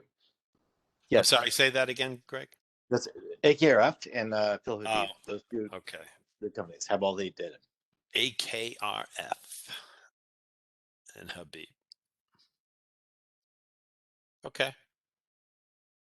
So I just took notes, and you'll see my memo to Bonnie tomorrow. Of course, I CC the world, meaning you guys. That we're authorizing Nelson Pope to verify what, I'm not exactly sure what the right word would be, the traffic study, the fiscal Just to conduct financial. a review of the traffic and fiscal Conduct a studies. review. Okay. Yeah, conduct a review and comment of the traffic and fiscal studies, and to provide overall commentary on the tech memo. So And then I'll put also that out there. If you see I missed any yeah, keywords to explain it, just say. Of course, of Yeah, course. just say, Ken meant to say this. Yeah, of course. And I'd be fine with that.